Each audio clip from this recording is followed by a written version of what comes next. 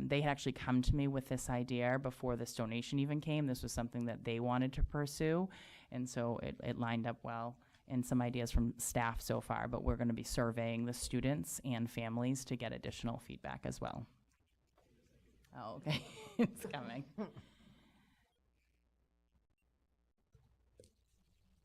So the next thing is a play panel. There are, a variety of these. There are a lot of different companies out there that have these as options, and they can be freestanding structures close to the fence so as to not interfere with the plowing or parking when needed. These are just a few more examples. This is kind of like a stem wall. So it's a magnetic wall, and we would set this up. Have our student council kind of have some responsibility around setting some of these things up in the morning before recess started.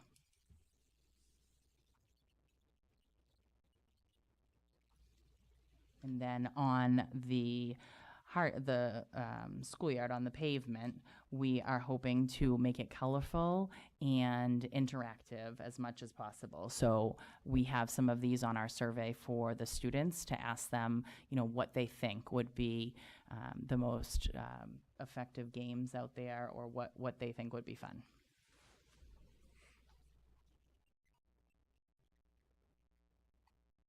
This is just another example of something on the pavement.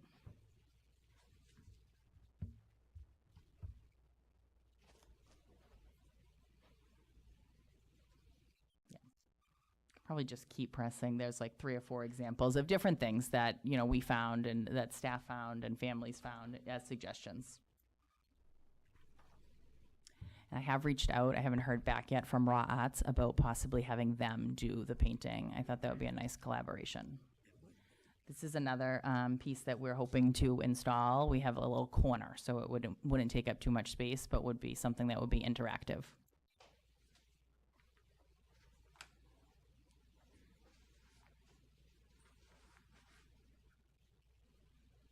Just like some, confidence building, hopscotch.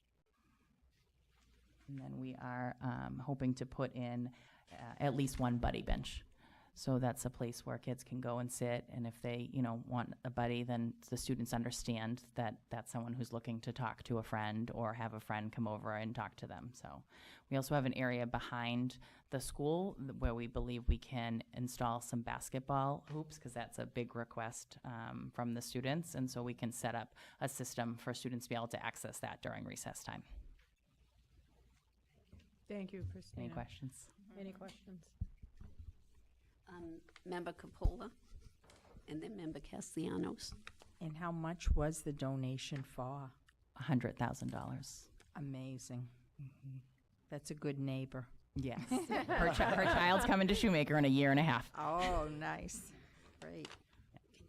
That's what I was going to ask. Initially, it was $50,000, Yes, initially. and then And she increased it. wow. Wow. Yeah, when she found out how much things cost, because these play panels are quite expensive.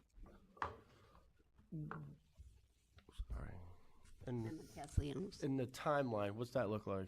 So if we're able to move forward with the paving in the next few weeks, something that the paving company mentioned was that over the winter, some sort of moisture needs to come up through the pavement. So they recommended not painting until the spring so that it doesn't dull the paint over the winter with the snow and the moisture that's coming up from that, I guess, the first time that it's like sitting and settling. So that was the recommendation. I'm hoping that if the winter is somewhat mild, that we might be able to move forward with the play panels sooner than the springtime. For plowing and like those plans for snow removal, like I'm just curious, like so with that 100,000, when will we pay for their actual equipment? Like if we buy the equipment, is it something that we locked in for like the price for all that? Is that going to be, is 100,000 enough? The panels? Yes. Yeah, I think so. Yeah, I think that we'll just make sure that we keep within the parameters of what the funding that we have. Okay. And when will so after school weekends, will people have access? Will the public have access to that park? Well, it's just the schoolyard, so yeah, we have families out there all the time after school, and on the weekends they come, right, they ride their bikes around the schoolyard, so yeah, it would be certainly available. You know, it's not, those, most of the things are freestanding. The example, like with that magnetic whiteboard, those materials are probably gonna be like locked up in a shed, but the majority of the things would be available for anyone in the neighborhood to use. I love that with the coach program, and I could imagine though with the need, right, for across the city, the inclusion on that Yeah. piece. I bet you'll see people there on the weekends. That's why I wanted to kind of ask that question. I think it's very important. I think this is a great project. I like to make a motion to move. Excuse me. Sorry. I have to ask a question. Sorry. That's why I gave you Member the Gaylor. gavel. And then Member Magnolia would like to speak Okay. also. Okay, so I'll speak. We went to Deputy Ruggiero and I came up, we walked around, we looked at the neighborhood, I mean, like at the areas. I was very impressed. I'm so excited to hear that it was 100,000, not just the 50, which 50 is big, I understand, but 100,000 is gonna get us there. The one thing I didn't hear you talk about was a storage area. We were talking about having a storage area to put things in and lock it up. Yes, so we're hoping to put in just a small, like a shed that would be, pretty permanent, but possibly just one of the ones that you get at like Costco, something like that. But that could be locked so that all of the recess equipment could be stored out there. And I know you probably did, but tell her the family, how grateful we are. Oh, this. yes. Yeah, they asked if it would be possible to maybe put like a small plaque up, and her family was interested in seeing some progress photos along the way. So I assured her, of course, we would do that. Of course. Thank you.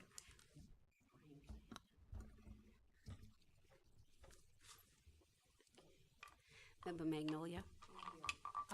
So, given that the city doesn't have any inclusive playgrounds at any of its buildings, are height for wheelchairs going to be taken into consideration in the building of this, knowing that parking is actually quite easy at this school? And so folks from around the city might come who have kids in wheelchairs who might want to use this. Yeah, absolutely. I think that we would definitely keep that in mind. And, some of them are geared toward younger students anyway. And so keeping it lower on the ground is something we're considering.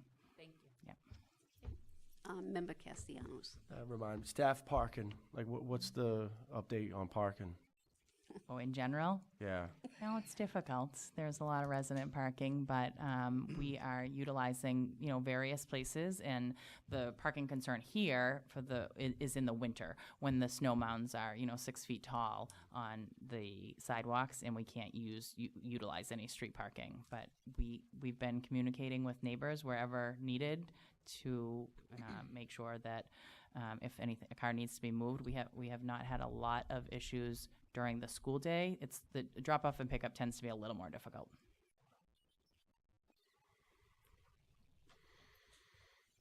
Any motions? I make a motion to move forward to support the project. Second. Okay. Roll call, please. Member Gately? Yes. Member Castellanos? Yes. Member Capola? And just to add, to move to the full committee. Oh, yeah.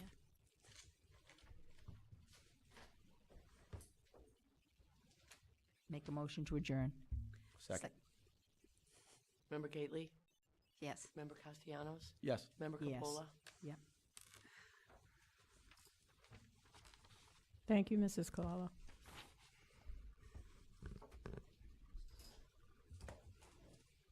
Thank you so much. Very exciting. That takes us to open mic. The open mic session is designed to provide an opportunity for citizens to express their views on matters of concern in the school committee. The sessions are not designed to encourage debate or lengthy exchange of views, but are to have the committee understand numerous points of view. The committee would appreciate speakers keeping their presentation to 3 minutes in order to accommodate as many people as time permits. The chair reserves the right to limit the number of speakers on the same topic to 3. All speakers must be at least 18 years of age or enrolled in high school in the public schools district and having discussed their views with a student government representative. The chair reserves the right to rule the speaker out of order if they feel that the speaker's comments are personal in nature. If a speaker's comments are directed at a school community member or a member of the school administration in attendance, that member, through the chair, may address the individual. The sessions will promptly commence 15 minutes prior to the start of the school committee meeting. Is anyone here wishing to speak at open mic? Anyone for open mic? Last call for open mic. We will close open mic and move to the 15th regular meeting of the school committee. Roll call, please. Member Castellanos? Present. Member Capola? Present. Member Dugan? Present. Member Gately? Present. Member Magnolia? Present. Member Pena? Present. Mayor Nicholson? Present. I would also like to welcome our student government representative this evening, Andy Lee from Lynn Classical. Great to have you. Present. Yeah.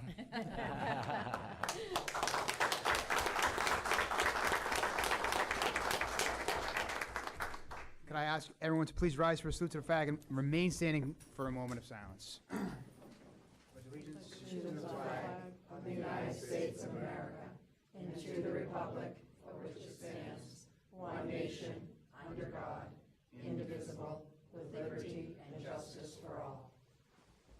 Please remain standing for a moment of silence in memory of Elizabeth Leonard, retired clerk, passed on September 27th, 2023.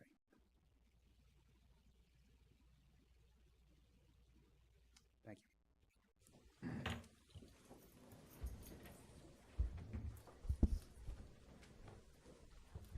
First item's the minutes. I'd like to make a motion to accept the policy subcommittee meeting on September 26, 2023, the building and grounds subcommittee meeting on September 28, 2023, and the fourth regular meeting on September 28, 2023. Second. Second, Second. all in favor? Aye. Opposed? Ayes have it. I always check. Appointments and elections. So this evening, we have one appointment on our agenda, and that is Amanda Campbell. She's currently the Deputy Director for MLE, and we have had an open position for the Executive Director, and so I am appointing her Interim Executive Director of Multilingual Education. So we're very excited, and she is not able to be with us tonight, but I'm sure she will join us for some other school committee meeting to give a presentation. Great, thank you. Congratulations. Would it be open to a motion to amend the agenda to move up our field trip request? So moved. All in favor? Aye. Opposed? Ayes have it. Field trip request from Lynn Classical Basketball Team to Orlando, Florida, December 14th to December 18th. What is the recommendation of the superintendent? The recommendation is that we have received all of the appropriate materials for the team to take this trip.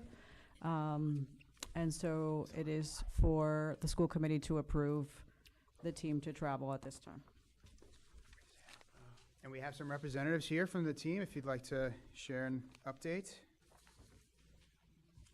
Not required, but more than welcome. Get to the mic, Coach. First of all, I want to thank the school committee and everyone else that don't know me. My name is Marvin Avery. I'm the head basketball coach at Lynn Classical. First of all, for the most part, I really appreciate you guys having us here tonight. I can't say enough about my administration backing me, and it starts from the top with Amy Dunn, Dennis Thompson, Chris Warren, my athletic directors and the faculty, Kathy Ellis and Billy Devon. These kids worked hard the past 2 years, fundraising. We did a nice job. We met our goal with the help of everyone throughout the city, everyone that knows Marvin Avery and staff. We couldn't have done it without them. We asked for a lot of donations, and it came up, and we did a nice job. But unfortunately, we got a little twist into it, but we'll make that happen too, where we have to travel to school nurse. So I'm asking you guys to give us the opportunity to travel to Florida with these young men and make a special adventure for them that they never forget. Thank you. Thank you. Thank you, Coach. I'm sorry, Thank any you. questions? Any questions? Yeah, Member Gately, and then Member Castellanos.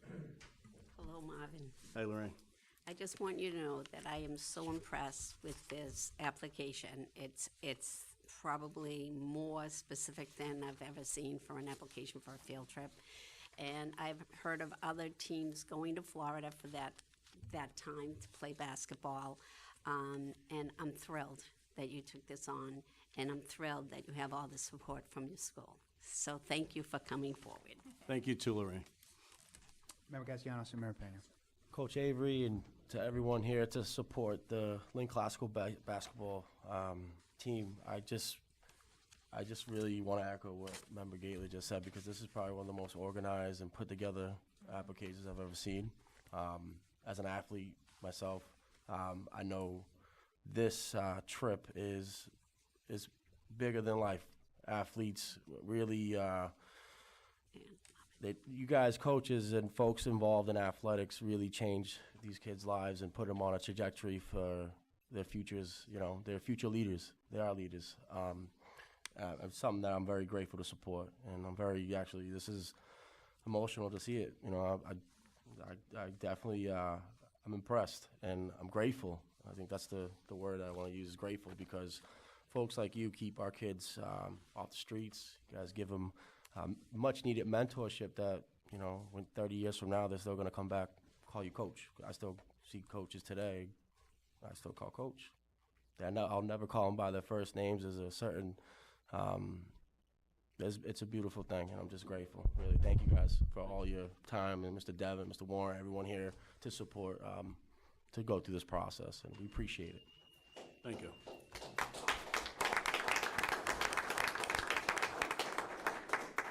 Member Pena. Thank you, Coach. Thank you for coming down. I want to thank the staff. Thank Coach Avery. You know, from one coach to another, you know, the job goes beyond the field. You're always a coach. Whenever those kids see you, and you're an inspiration to the community, not only to Classical, but to the city of Lynn. I've known you my whole life, you know, and I know what you do for our kids. And the first time you had the thought, I was like, I'm right behind you, Coach. And this is like Member Castellano just pointed out, that this is well put together, and you know, I know your heart's in it for the kids. I definitely know that. If anyone knows Coach Avery, he's a real deal, you know. And like you said, the job goes well beyond, you know. And you mentor many kids. You changed many lives, you know. And I love you, Coach. Thank you for everyone and the staff, the whole faculty. Thank you. Anyone else? Questions? Member Dugan. I'd like to make a motion to let the Lynn Classical basketball team go on the field trip to Florida. Second. Oh, real quick, one thing. Is there room for chaperone? Just kidding. You got to have a school committee member, 2 of them in there. Yeah, two. Yeah, but you gotta pay. Just kidding, Coach. Thank you so much for the presentation. Thank you to our whole team. This is a really proud moment for the city, and we wish you guys the absolute best. And a safe trip. Yes, and absolutely. Roll call, please. Go Rams. Member Castellanos? Yes. Member Capola? Yes. Member Dugan? Yes. Member Gately? Yes. Member Magnolia? Yes. Member Pena? Yes. Mayor Nicholson? Yes. Good luck. Safe trip, Coach. Nice job, Coach. Have a great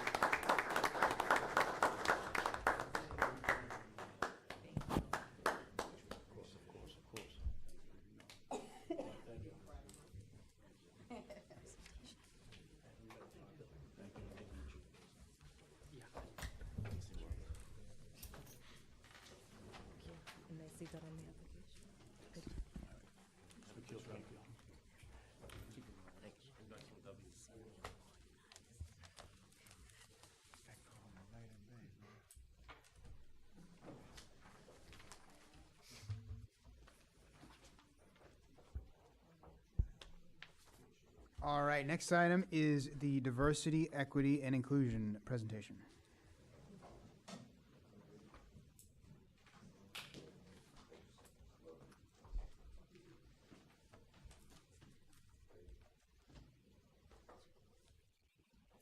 Good evening, everybody. Good evening.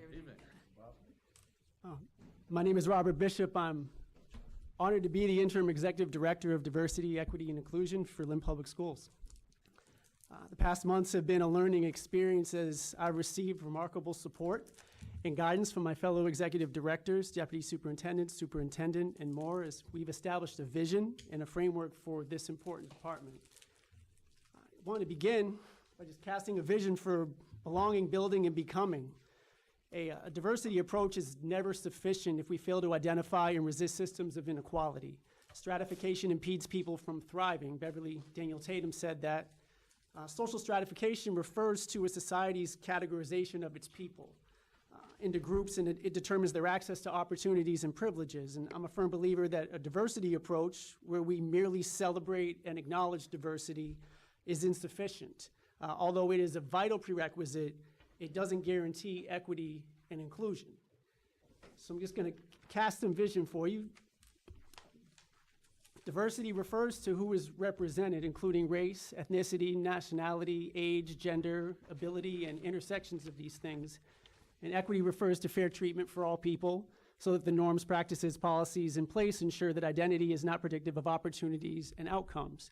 And inclusion refers to how the students and adults experience school. In our case, embracing the whole person helps them to flourish.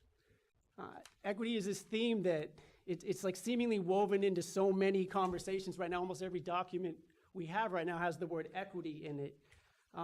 In meetings, conversations, presentations, and this is deliberate and it is necessary, but it isn't intended to be a component. Operating through equity means establishing, revising, and supporting structures designed for equal opportunity. A recent story that one of my daughters incidentally showed me, Handy. One of my daughters recently showed me it was a TikTok video of a teacher who was teaching this to a second grade class. She was teaching equity. And she said, does anyone have a scrape or anything like that? Did anyone fall down at recess? And one student said, yes, I do. Actually, I scraped my elbow. And she said, come up here. She pulled out a Band-Aid and she said, here's a Band-Aid for your elbow. She said, thank you, put it on. Student sat back down and she said, does anyone else have a scrape? And one student said, yeah, I scraped my knee. She said, come on up. Here's a Band-Aid for your elbow. And the student was confused. He said, I scraped my knee. She said, yeah, I know. This is for your elbow, though. And then another student had another injury, and again, here's a Band-Aid for your elbow. The difference between equality and equity is that equality presumes that we're all starting from the same place, whereas equity makes sure that everybody gets what they need. At the Defending Democracy event this past week, Dr. Tutwiler said some of our children need something different and more, and that's equity.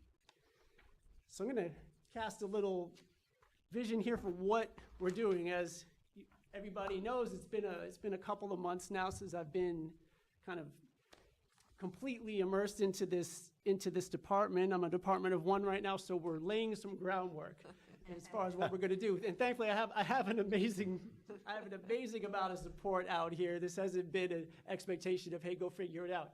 Everybody's been remarkable. So we've identified our supporting structures for diversity, equity, inclusion, and belonging. Like other departments, it's presently composed of supporting structures. So the structures in green are the ones that I'm directly overseeing and supporting, and the structures in blue are important DEI partnerships. I'm going to share my SMART goals for the year with you. My asterisk here is that I'm not defining everything that's going to transpire regarding diversity, equity, inclusion. This is going to be an evolution as we go. New things that get identified every single day. And thankfully, and it's kind of been an honor to be pulled into these conversations, quite frankly. But regardless, it's important to have SMART goals, and I've had some amazing guidance on that, so I'm going to share them with you. So the first goal is to support and develop student and staff initiatives that enhance the climate and culture for historically marginalized groups within LPS, fostering an inclusive and equitable environment. So with the guidance of Dr. Shorter, Dr. Alvarez, Dr. Gardner, and more, I've developed goals that are going to be in line with their departments as well. So the first part of this action plan is to enhance and encourage student participation in the inclusivity teams by creating opportunities for authentic engagement.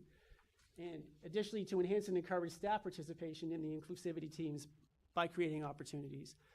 And I say staff as well. Granted, we have the support structure in place as far as staff mentors and as far as team mentors as well. However, in this case, I'm also talking about making sure that stakeholders are well aware of what's going on. In the inclusivity panels that have transpired over the past couple of years, I've found that when stakeholders come and they buy into what's happening, that's when the energy builds, that's when the enthusiasm builds.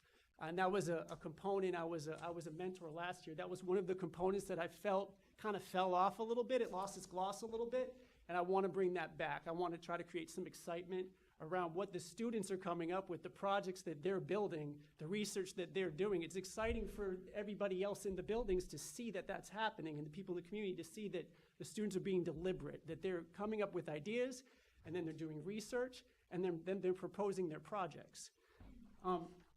Regarding measurements of success, so we have an X percent, and you're gonna see this throughout my presentation. An adequate percentage on some of these goals hasn't yet been chosen. It's used as a placeholder because we're in the process of selecting a student climate and culture survey that allows us to best capture students' perceptions in LPS with consideration to cost, implementation life, and availability in multiple languages. So DESE currently has a climate and culture survey. However, that's limited to 5th, 8th, and 10th grade once a year. It captures 23 to 25% of our students, and it's only available in English. We want a tool that allows all student voices to be heard. Additionally, for staff, we have the Educators Thriving Report. However, at this time, we believe it might not be the best tool to capture this information as well. So we're exploring options for a good tool to be using. So we're exploring different resources. So once initial surveys are completed, these are going to guide a lot of my goals throughout the year. Do first surveys, we'll do second surveys, and then we'll have a little bit more information regarding what improved, where do we need to pivot and make changes so that these goals are effective.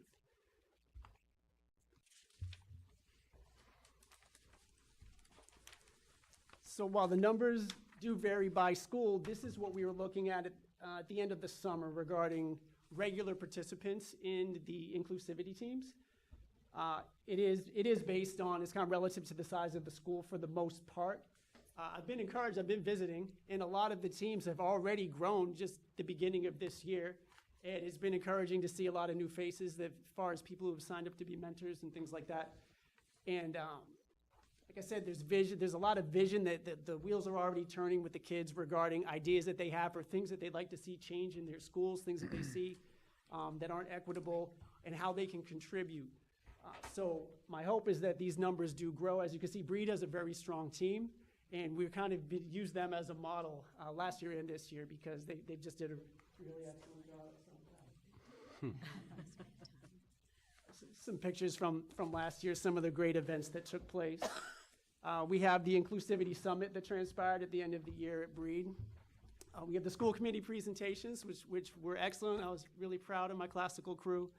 And for classical, we also took the students on a trip to the Museum of African American History. We spent a day in Boston together, and we just had a remarkable time. And again, I want to highlight the Breed team. They have, like I said, been a template regarding how this should be done. They've been very thorough. Their data, their research has been impeccable. So because of that, I've really been trying to kind of use them as the template, like, hey, look how passionate they've been, and as a result, look how many kids have been wanting to be a part of this. So the second part of my of goal number 1, as far as an action plan, is in supporting and developing student staff initiatives, is to support human resource initiatives regarding an increase in BIPOC staff members, so Black, Indigenous, people of color. This is a district goal that I'm supporting. So I'm supporting human resource initiatives, and I also want to foster the development and expansion of staff and administrative affinity groups to ensure that district processes, activities, and programming are inclusive and representative of BIPOC voices. So by June, again, the placeholder X, by June, the goal is that BIPOC staff will report more positive experience in LPS, and the same as far as the affinity groups, that we'll see an increase in attendance for the affinity groups. I had a conversation with one of the affinity group leaders yesterday, and it's a conversation surrounding the idea that I recognize fully that isn't my space. I'm a guest in that space, and I respect that. However, I do want to be an advocate and a vehicle for that space as well. So as things transpire, as ideas come up, as issues transpire that they've identified that they would like to see some changes in, that I could then be a vehicle to advocate. These are our current LPS personnel demographics. And one of our goals, regarding the fact that BIPOC staff members compose 10% of our personnel. And however, there have been, human resources provided me some data regarding incremental increases. In 22-23, there was an increase of 5.9%. So far this year, 23-24, an additional 2% increase, so almost 8% over 2 years. So there's growth on top of growth, and this is also a district goal that I'm supporting to ensure that we continue to make deliberate moves, provide opportunities for professional growth, so that our BIPOC staff continues to be more reflective of our student body.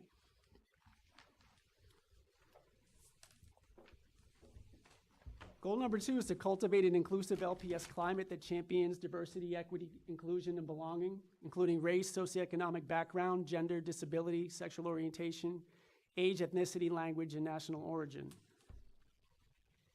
So the first part of the action plan is to develop P-TECH culture. So P-TECH is personal and team equity culture. I'm going to get into that in a minute.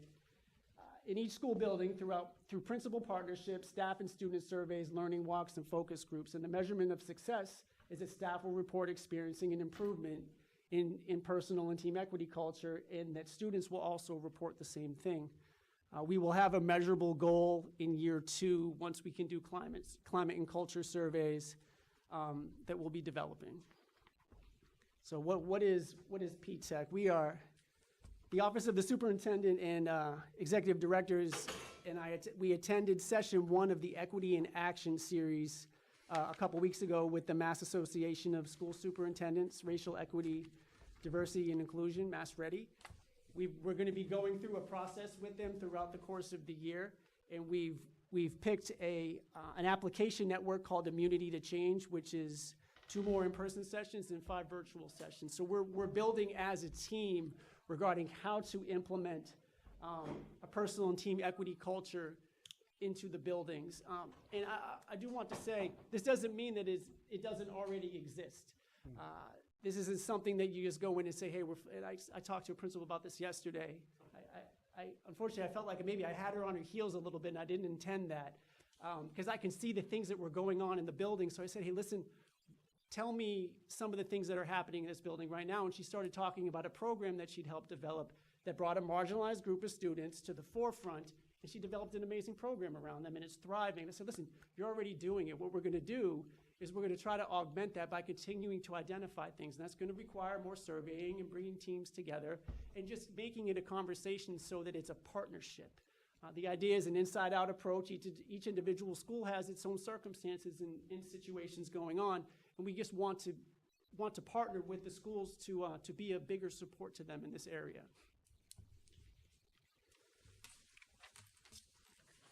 So Mass Ready, Reimagining Integration, Diverse and Equitable Schools, that's RIDE. So Mass Ready utilizes Harvard Graduate Schools of Education resources as well. So this is the ABCD, the ABCs, the academics, belonging, commitment to dismantling racism and oppression and diversity. So these are things that we are learning as a district this year. I want to say learning, I want to say these are things that we are continuing to learn more about regarding how to effectively implement in school systems, how to implement P-TECH culture in a school system. So the second part of this action plan is to cultivate an inclusive LPS climate that champions diversity, equity, inclusion, and belonging, like I said. The second part is to collaborate with the Departments of Multilingual Education, Curriculum and Instruction, Data and Assessment, and Innovation and Grants Management regarding culturally affirming classroom practices, including setting discussion norms, incorporation of language, and expressing assets of students' culture. And we're going to, again, measure this success in that there's a % of students that will report an improvement in culturally affirming classroom practices. We'll determine, again, the best resource for culture and climate surveys. And I have some remarkable resources as far as people who have already done this. And that is also exciting for me because I have much to learn, and I'm excited to implement that as well. Goal number 3 is to contribute to systems and procedures to ensure historically marginalized students are afforded access to advanced coursework.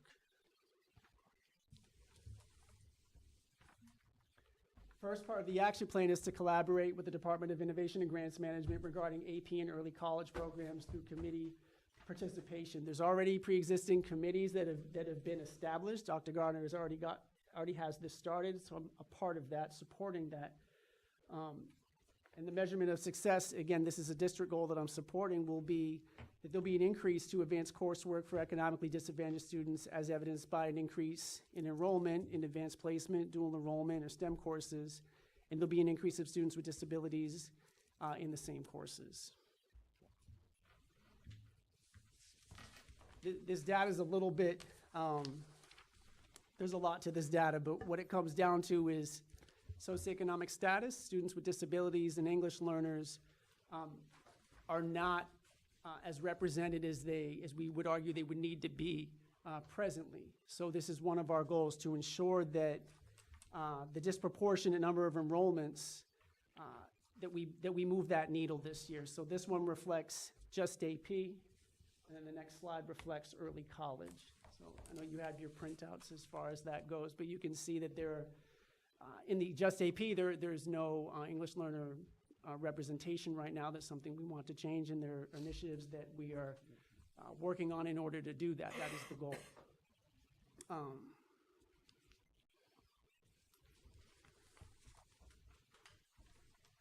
So the second part of this action plan is to collaborate with the special education department regarding strategies to address the disproportionate number of students with disabilities in substantially separate classrooms and not placed in least restrictive environments, and to facilitate an LPS working group addressing disproportionate students with disability enrollment in substantially separate classrooms. So by June 2024, a notable increase in students placed in least restrictive environments. Again, a district goal. This goal will be developed based on further collaboration with the special education department. Our numbers are behind the state numbers. The goal here would be 100%. Massachusetts is at 80%, we're at 64%.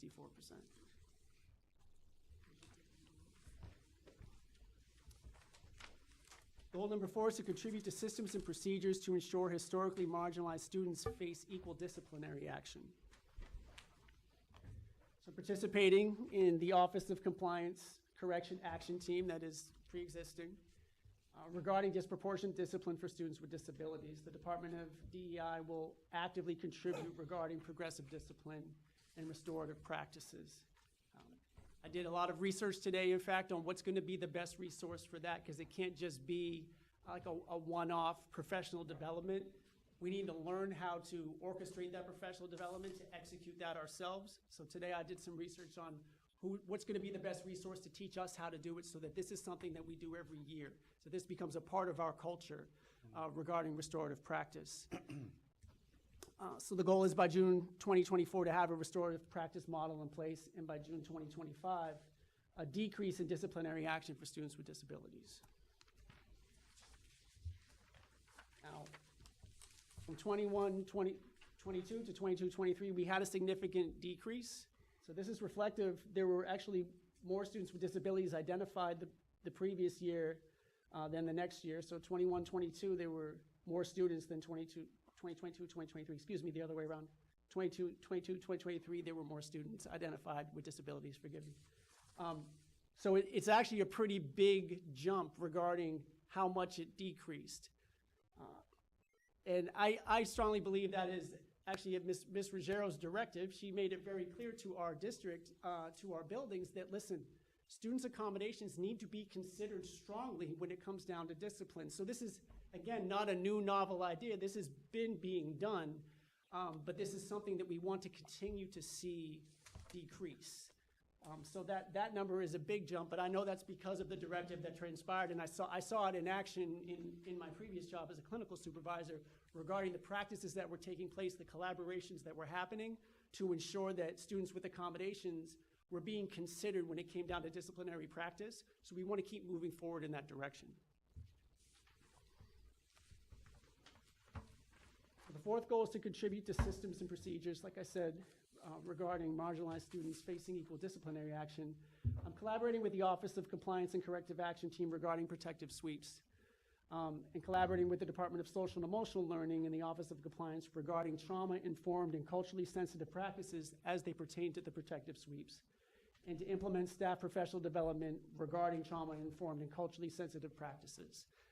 Again, today I was doing a lot of research. This has been something that we've been working on to ensure that the SEL, the social emotional learning, and the DEI departments work hand in hand, that we collaborate on this. This is a very strong intersection.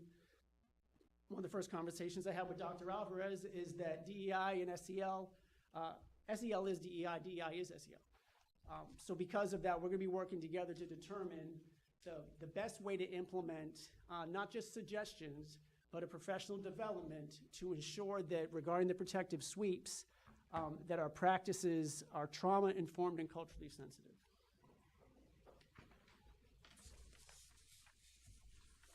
My last goal is to develop and implement staff and further staff professional development pertaining to DEI practices.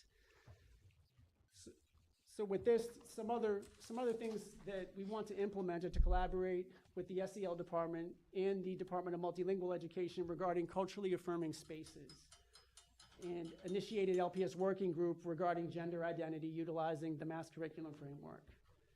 And thankfully, we also have Mass Ready training that we're doing, and a lot of the ideas that they've already brought to the table just at the first session have my wheels turning about how we're going to effectively implement this. The goal would be June 2025. We want to see an improvement in culturally affirming spaces from students and staff. So I got started on this already, but this was just the cover for it. But the culturally affirming spaces is coming as well. So, thank you.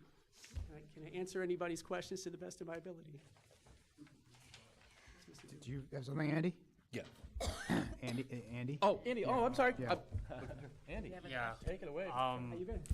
I'm thinking about the like, we have a large population in Lynn Public Schools, right? And to like create this sense of belonging, I feel like it really needs to come from within. So how do we increase this like student culture with belonging and equity and inclusion?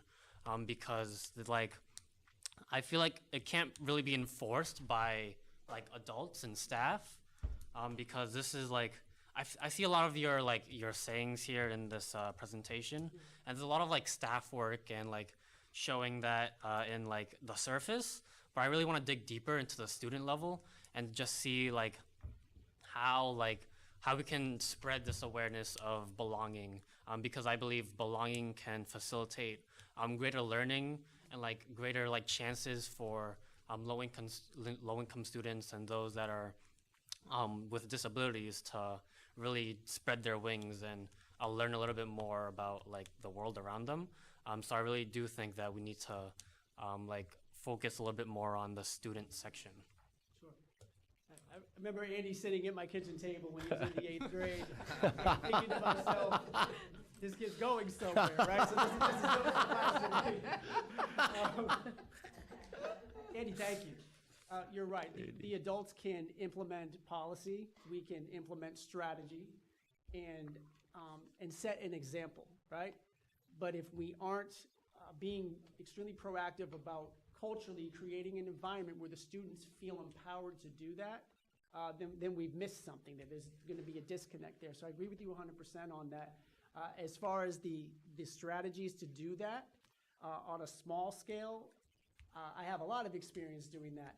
On this grand scale, that you're absolutely right. It's a much bigger idea, but I do have a lot of faith that there are people in this district who genuinely believe that if we set an example and lead the way for the students, that the students will follow suit. But we have to provide opportunities for you to do it. Opportunities for you to feel empowered to do it, feel equipped and knowledgeable to do it, and set that example, and so that each school has a culture that you feel has shifted. So I would love to talk to you sometime outside of here and just really get your ideas, because it's clear you have great ones. So if you'd like to do that, I'd love to be in touch with you. Of course. Appreciate that. Great. Member Dugan, then Member Magnolia. Sure. Actually, Andy, great minds think alike, because I was going to ask a very similar question, so thank you. I think yours is going to be greater than mine then someday, though, so well done. Just a quick one then, because like I said, Andy covered the first one. The protective sweep team, are you going to be a part of that? Just to kind of, you're on the team. Okay, that's all I needed to know. Thank you. Thank you. Member Magnolia, Member Castellanos. Thank you very much for the presentation. I have two very specific questions. For your action plan 4.1, are there going to be any audits of disciplinary records to look for patterns? And the reason I'm asking this question is because students with disabilities is a really important category to look for patterns, but so isn't gender, race, and language. You're right. And I think drilling down on like an auditing of those records would really help us see if there's something different happening at the middle school level versus the high school level, if we're seeing different things. And I want to make sure, not that the students with disabilities category, as you point out, that maybe IEPs were not previously being taken into consideration in ways they should have been. But I know just from anecdotal experience, sometimes language barriers lead to disciplinary action, sometimes cultural expectations lead to disciplinary action, and I want to make sure that we can drill down on some of this because I think once patterns emerge, it's much easier to target DEI, J, and B to make sure that we're focusing on those areas specifically. I agree with you. Incidentally, a lot of the pre-existing research, I was reading an article today, in fact, a lot of the research actually points in the direction that you're talking regarding all of the different groups. Most of the articles I've read actually focus more on race and ethnicity than they do students with disabilities. So my presumption is the answer to that question is yes, regarding developing or implementing an auditing system to ensure that we're looking at the patterns. Dr. Shorter just has to take a quick glance at something and knows exactly what she's looking at, which is wonderful. So yes, that's going to be something that's going to be very important. I agree. Well, I think it's becoming clear to Dr. Shorter that I'm a data nerd, so I think in my questions you can see I'm saying, what does the data tell us? Absolutely. Okay, so the second thing, and this is actually nowhere in your presentation, but it is a little bit of a piggyback there. Because I have a kiddo who just transitioned from elementary to middle school, I think it's really important for us to think about those touch points as our students transition and how belonging happens then. So this is a totally different area of DEI from what you're talking about. But because I'm coming from the higher education level and because we have Frederick Douglass Academy, I can tell you that all the research says comfort with the building, comfort with, the new environment is one of the first markers of belonging. And I will just say, I don't think that we do a great job with that, at least in my anecdotal experience. And if we're not doing a great job at that, then all the DEIJ stuff is not going to be as effective. Sure. And like I said, I do have a kiddo who just transitioned from elementary to middle school and is feeling these growing pains. But I think it might be worthwhile to analyze what structures we have in place, whether interpersonal, whether they are like sort of who's assigned to students, it's a way of looking at DEIJ in terms of the systems that promote belonging, as opposed to like the specific practices or something like that, like culturally responsive teaching or culturally responsive classrooms, things like that. So it wasn't in your bid at all. I'm not giving you another goal. I'm just saying keep this in mind because sometimes we play catch up because we don't think about those types of moments. And so we're kind of doubling our efforts in one area where we could do a little something here and a little something here, and together they would actually get that belonging started off on the right foot. No, I appreciate you saying that, and I agree. In order to create a system that promotes belonging, something that comes to mind is that I think sometimes it's chalked up to their preconceived ideas on who the people in the building are supposed to be to do that, rather than everybody buying in to a culture. So the idea was, so I'm also thinking about like tier 1 interventions as far as just as far as programming that is involving and normalizing conversations for the entire student body, things like that. So thank you for that input. I appreciate it. Member Castellanos. Mr. Bishop, thank you so much for your robust presentation. I really appreciated the data sets presented tonight, very clear. I think it's crucial work. It's critical. I did have a couple just clarifying kind of questions. On Action Plan 1.1, when we talk about authentic engagement, can you just elaborate a little bit on that piece? It says enhance and encourage students' participation in the inclusivity teams by creating opportunities for authentic engagement. And like the enhance and encourage staff piece also, like, I just think there's a little bit more. I just, if you could elaborate on what that looks like. Yeah, they're a bit vague now because we don't have data to point us in what direction to go just yet. However, the authentic engagement piece for the students, so regarding the inclusivity teams, as I'm confident you already know, there's this combination of strategy that goes on with those teams, in that there's team building, utilizing a program that was previously developed, has been implemented for a couple of years now, that helps build camaraderie amongst the groups, that normalizes conversations amongst the groups so that it becomes a safe space for them. It's hard for the students, I think, to get excited about the data that they're collecting, about the research project that they're implementing based on an idea or a problem they may see or perceive to have in their school that they'd like to help rectify. It's hard to do that when they're not excited about being around each other. So that's usually kind of the first steps in the inclusivity teams, and then from there, momentum builds. And that helps with the authentic engagement.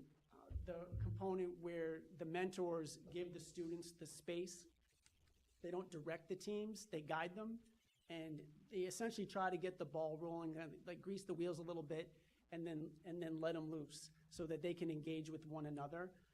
It's intended to be also a space where students can speak freely about what they're experiencing, knowing that this isn't something that is to then go be spoken about liberally amongst the other.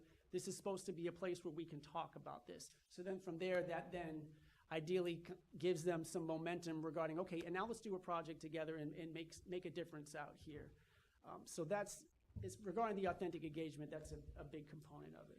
Appreciate it. I kind of thought like enhancing student experience, right? How to really build a village of like teachers, students, families, having people around. That's when I was reading that kind of, I knew it sounded vague, but I figured we are in the early stages, and once we start hammering out some of the goals that you had laid out, I think it's going to be, for me, I think the progress monitoring of this, you have 5 goals, and I think each of those measurements and the way you laid it out in the SMART, formula, I appreciate that.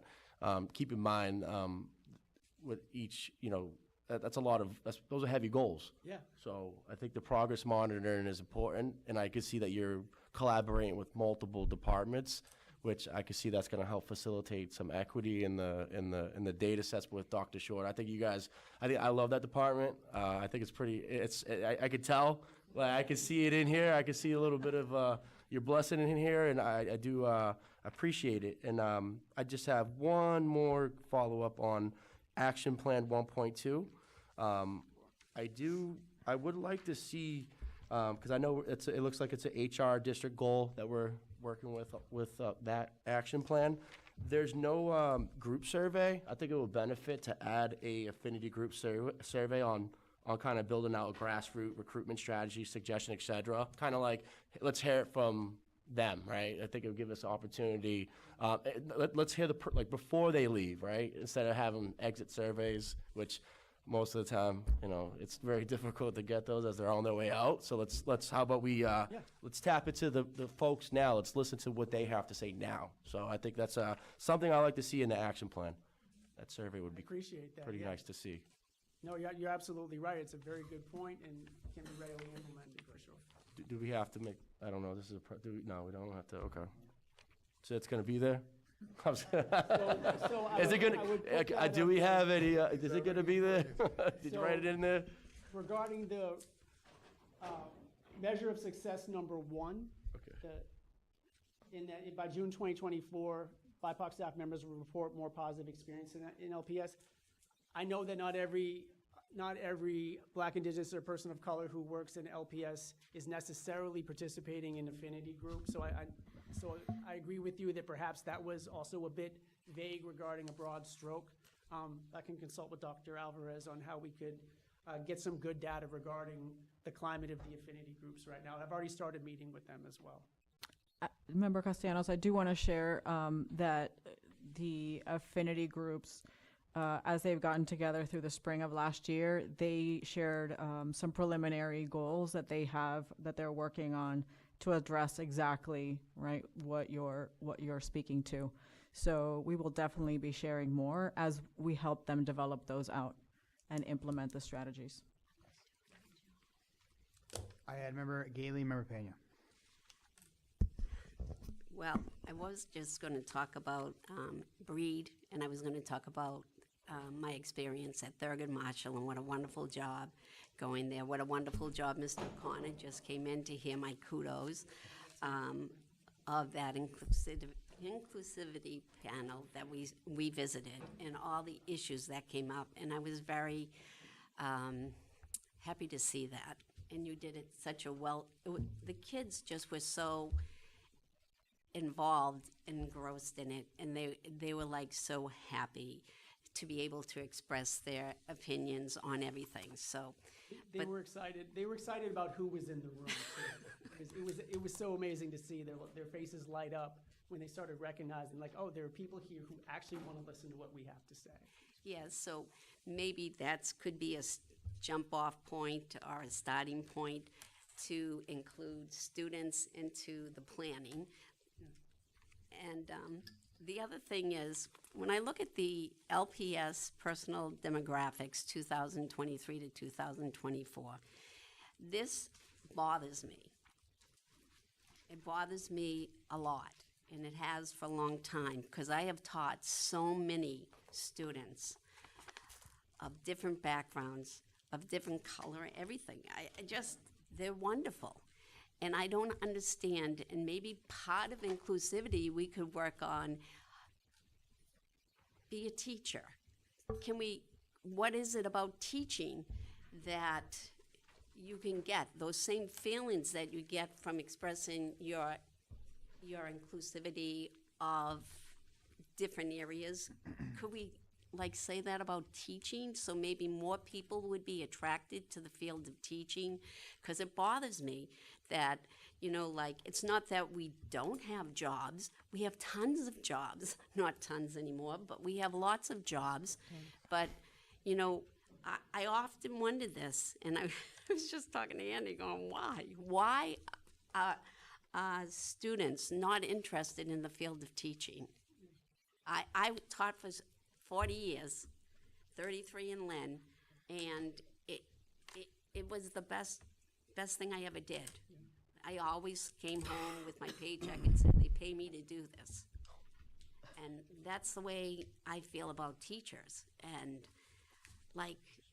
how do you impart that with people so that they know that this is the most gratifying job in the world? One thing that's been encouraging about my experience so far is that this is not just a periodic conversation, but this is a conversation that's happening quite a bit. I personally wasn't in a teacher role, as you know, I was in a clinician role, but the numbers aren't that different for the school clinicians as well. I teach adjunct at Salem State in the social work department in the MSW program, and it's the same pattern. One encouraging thing that is transpiring regarding how to elevate people right now, we have a partnership with Latinos for Education. Yep.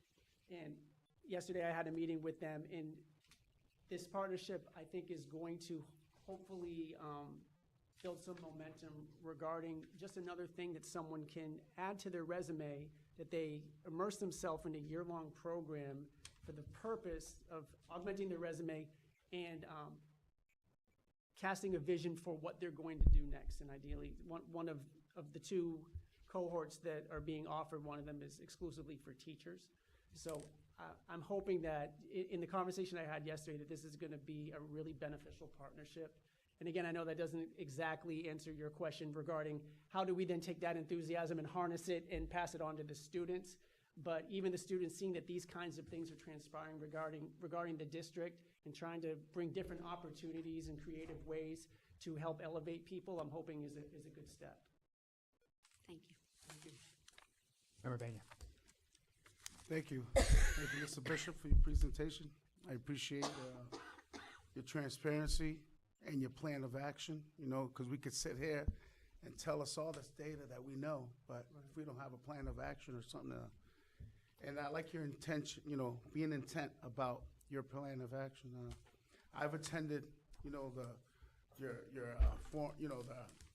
at Breed, at Glasgow, we saw the inclusivity panels. I really liked the way there was a few events where we had parent engagement with the community, with the inclusivity panel, and that was awesome. And that's a great way to get parents involved, and because when you bring the parents in, you get more, there's more engagement, and then you want to have students get more involved. Especially students want to tell mommy, pop, look what I got, look what I done, and that was really exciting to see that, and just to see where you're gonna, and that was just at Breed, Marshall, and I think Glasgow, but to see where you're gonna bring it at a district level would be amazing. I just wanted, and I appreciate you working, with the protective sweeps and the SEI, which and like that, you all collaborate. Just to elaborate and touch on student inclusivity. I was a freshman at Lynn English High School in 1985, and as a son of an immigrant, and with Latino, schoolmates, classmates, and there wasn't really much of a voice. The culture was different, and I could say that today the culture's a lot different, and how can you change the culture around? How can you get students more interested in education? Well, when you see the leadership reflects like what they look like, it starts changing the culture. I think LPS is moving into that direction, I don't want to get, tit up, but to see children have a voice today, and I don't care what race, but to see students have the inclusivity and that voice and just have some input, it makes a big difference. I appreciate what you're doing, and just to elaborate, like, diversity means nothing if it doesn't reflect from the leadership going down. And I believe LPS is heading in that direction, and I can't wait to see, your data when you come back to see on what results of your data, your surveys with the students, and I'm excited to see what we have coming, what results we have from that. So, thank you, Mr. Bishop. Thank you. So today I was at Lynn English. I met with Dr. Pena. Yes. So he put a video. He had his school put a video together, highlighting all of his Latinx staff members, and everybody had a little narrative that they shared. And I got choked up, honestly, watching it, because it was very inspiring. And I was thinking about putting yourself in the shoes of a student watching this. It was an amazing step that had absolutely nothing to do with my department, right? Yes. But it is speaking to what you're saying, and that for the kids to actually see it, like person after person representing their country, talking about their culture, their heritage, and how proud they are to be a teacher, and here's why. Which kind of goes back to what you were saying, right? So I agree with you, kind of like back to the beginning of the conversation, in that this certainly isn't a book that's being rewritten. These things are being implemented, but for it to permeate where it becomes a standard culture and expectation is going to mean that we're being very deliberate, like you were talking about. So, thank you. Thank you. Thank you so much for the Thank you. presentation, for all your work, the whole team. Very much. Yeah, thank you. Thank you. Thank you. Thank you. Next item is the early college presentation.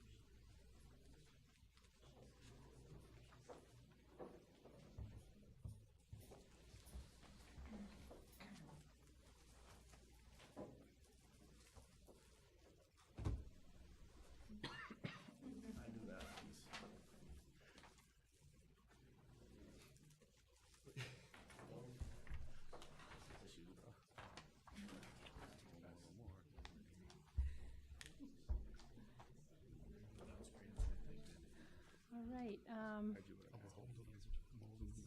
I'd like to start by introducing Jenny Winter. She's the Assistant Director of Post-Secondary Readiness, who has taken over my previous role. You may recognize Jenny from her work as a District Civics Coordinator over the past 3 years with Luke Moss.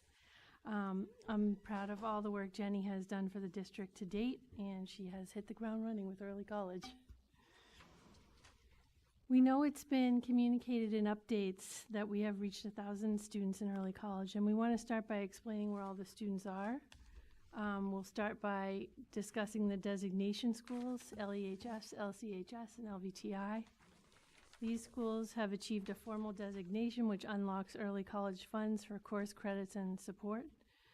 And this is how big each program is, and the number of students at Frederick Douglass makes up the difference and takes us over 1,000 for our total.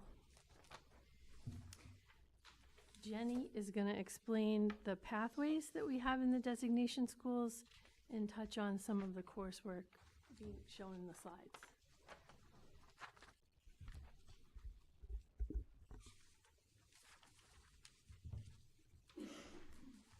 So first, you'll notice that this, I'll get to the details on this slide after in a moment, but the Lynn English and Lynn Classical have identical programming, and these are the only schools that partner both with North Shore Community College and Salem State. The courses are built around the career pathways of IT, business, education, and healthcare. These pathways were agreed upon in a summit several years ago.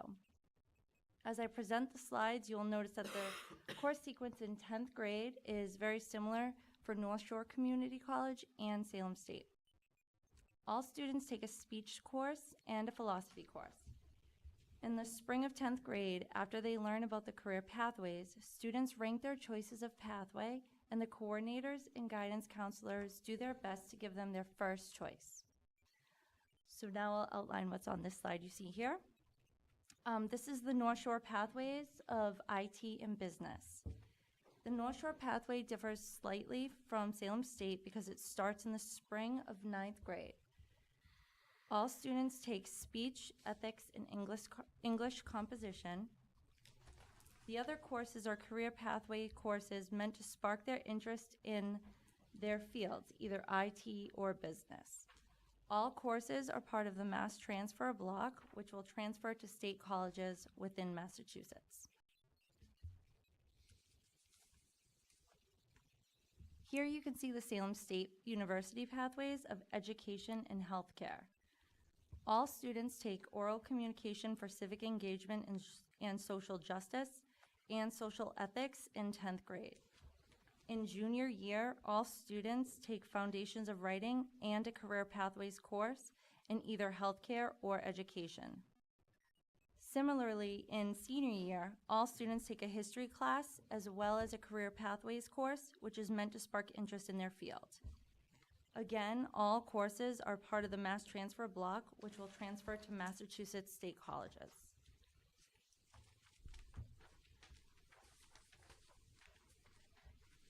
In exploring ways to expand access to MLE students, North Shore Community College shared that they offered courses in Spanish language. We worked with them to create this pathway, which follows a 2-year sequence. The courses are mixed grade levels for 10th, 11th, and 12th grade students. The work of widening access for MLE students is not considered finished just because we have this pathway. We have MLE students who speak other languages, and ideally we will continue working with the colleges to create college courses in English with intentionally planned language supports. Shannon will discuss this ongoing work later on in our presentation.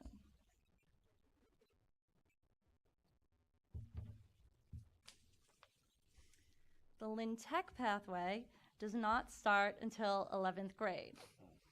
This is because in 9th and 10th grade, Lynn Tech students are fulfilling academic requirements and exploring their career pathways. The students have the option of a business pathway or a gen ed pathway. Another difference for LVTI is that students in 11th and 12th grade alternate academic weeks with shop and co-ops, which makes it slightly challenging to schedule their classes, but we have it so that they meet their college professors every other week. We are always looking and working on different ways to provide extra support, including tutoring at certain points throughout these courses. And lastly, I will present Frederick Douglass. The students at Frederick Douglass have an increased college course load, which starts in the 9th grade. While other students in the designation schools start with one early college course in the spring at most, FDCA students take 3 college classes in 9th grade and 4 college classes in 10th grade. The college courses will escalate in 11th and 12th grade, giving students a path to an associate's degree. Last year, we actually started with 4 college courses in 9th grade, but decided this year to add an LPS writing course, which prepares the students for more intensive college writing in the spring of their spring semester of 9th grade. Thank you. The LPS course is called Global Voices in Writing Today. At this point, I'm going to ask Shannon to discuss further Frederick Douglass updates. I told her I'd take the hard slide. Okay, so this is an update on Frederick Douglass enrollment. When we left for the summer, all seats were filled to capacity with a wait list. During the summer, multiple attempts at outreach were made in the day and evening with students and families to confirm their decision and to invite them to come in to enroll in NSCC. We experienced what we call a summer melt with our enrollment. People started saying they weren't coming. Everyone that was on the wait list came off the wait list. But on the day when students were to arrive, enrollment was falling short in the 9th grade. The enrollment currently stands at 65 in 9th grade and 93 in 10th grade. If you'll recall, last year, we also fell short in enrollment, and we made that up in the beginning of the year to the spring semester, and we increased to 93. So we are hopeful that as we identify this fall potential 9th grade students who wish to transfer to FDCA, we'll fill that up again. We are looking at the whole process and considering all the facets of our enrollment for Frederick Douglass, and are considering earlier recruitment and an enrollment timetable for FDCA for the fall. We have talked about adding spring visits and activities for new students so that they can develop familiarity and belonging with the school before they arrive.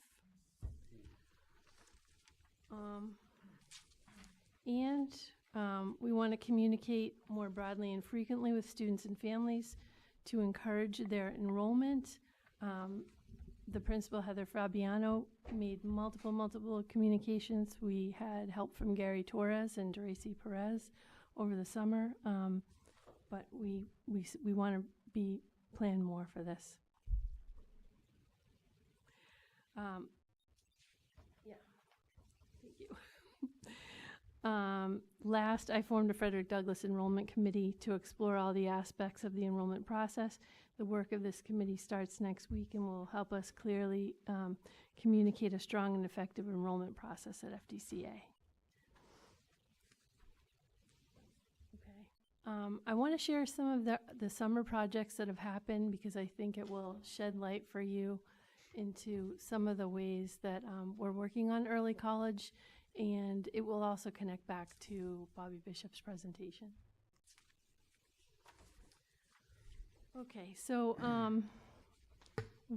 earlier Jenny mentioned that LPS has a Pathways course, and students in this course are building up their writing skills so that they get like an extra dose of writing instruction to build them up for their college classes.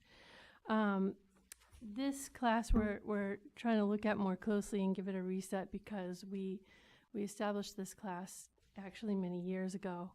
So my first summer project was to invite ELA department chairs and teachers who teach the course to a book study on how to effectively teach writing. This was the book that I used, The Writing Revolution. This book really dives into how to use writing to promote critical thinking and also gets into the real nuts and bolts of how to improve writing at the sentence level and at the paragraph level. These are teaching skills that are not always taught in educator degree programs. Those are skills that we have to continually build up and hone as educators. The feedback from the group was that this book was very helpful, practical, and would, immediately improve the course. Another summer project for early college was the Early College Co-Staff Development.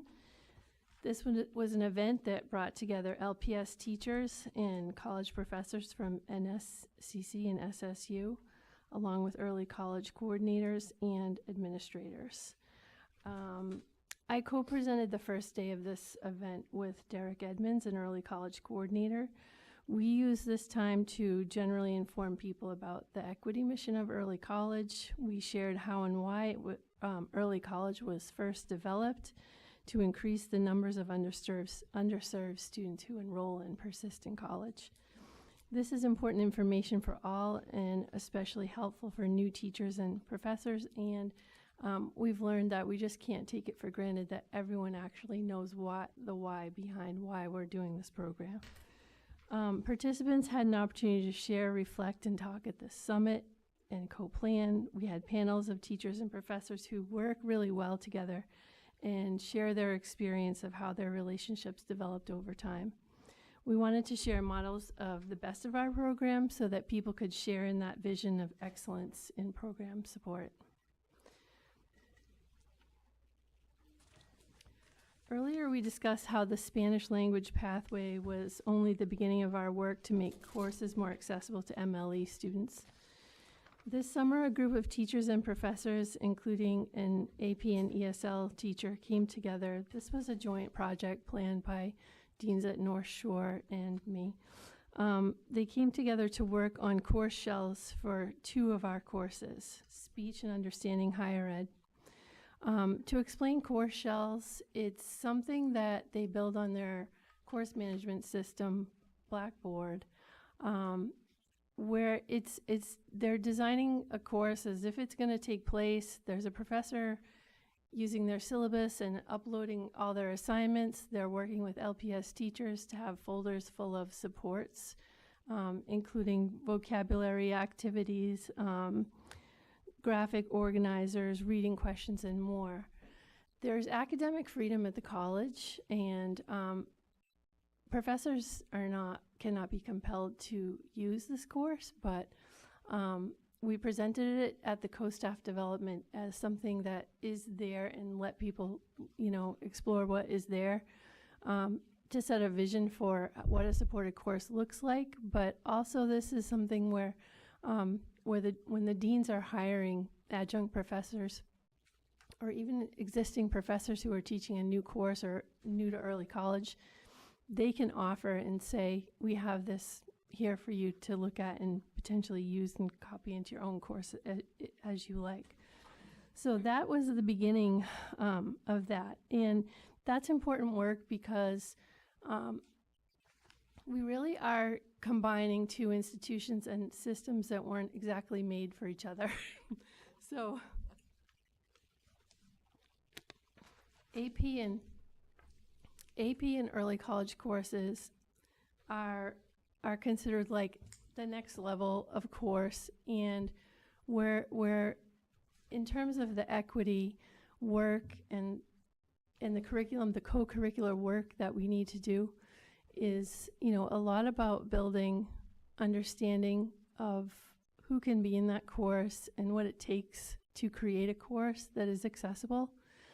We have a long road to travel together because we are 2 separate institutions, but I just felt it was important to share that our institutions are mindful of this, and although Salem State did not take part in this particular curriculum work, they were really interested and really invigorated when they saw it to work on it with us as well.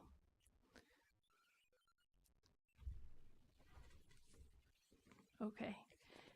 This is my last slide, and I just want to share some updates with you. So we have an early college designation enrollment committee forming, and it does start work next week. And the reason that I originally started forming it was because up until this year, we had seats open in early college. We were still convincing kids to take part in early college, but we reached that tipping point where now we have waiting lists for early college. So we have to be really mindful about how we're meeting the equity mission of early college and how students are being enrolled in the course and how we're going to make up a clear process of how you end up on the wait list or not.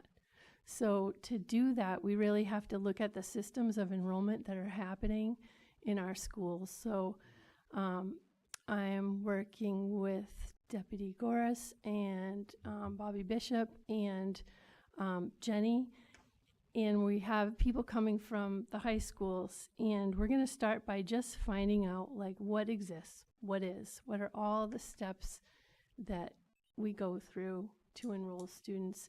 And this has evolved, and now it's called the Advanced Coursework Enrollment Committee, so we can examine both how we enroll into AP and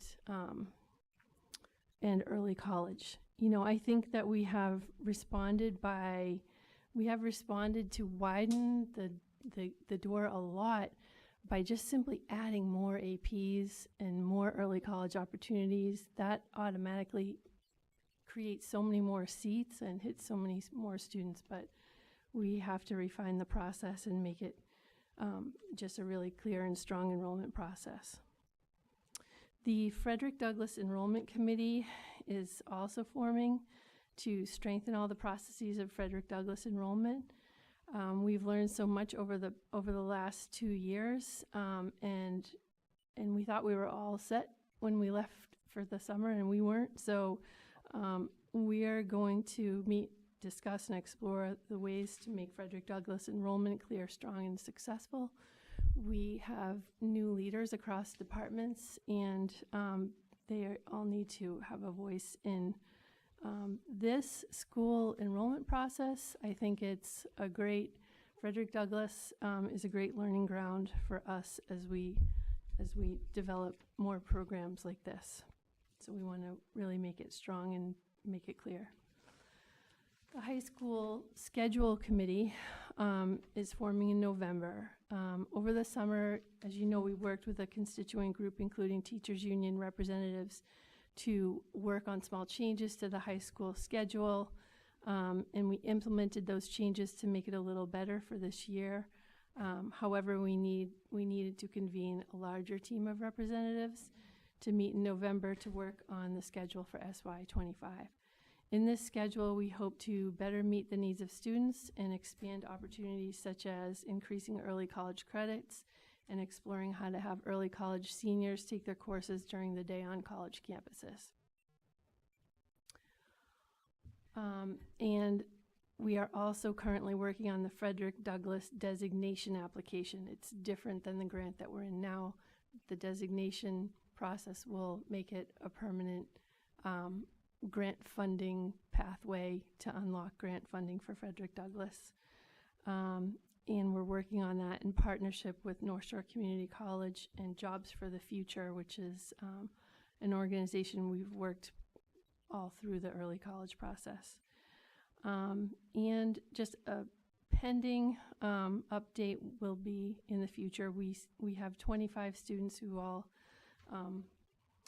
showed up on day one to attend their early college promise year at SSU campus. And we will report on their success after September 1. And those are all my updates, and I don't know if you have any questions. Thank you. Member Capola, Member Pena, Member Dugan, Member Castellanos. On the enrollment, is it still only going to be for Thurgood Marshall, or are you, thinking of expanding that?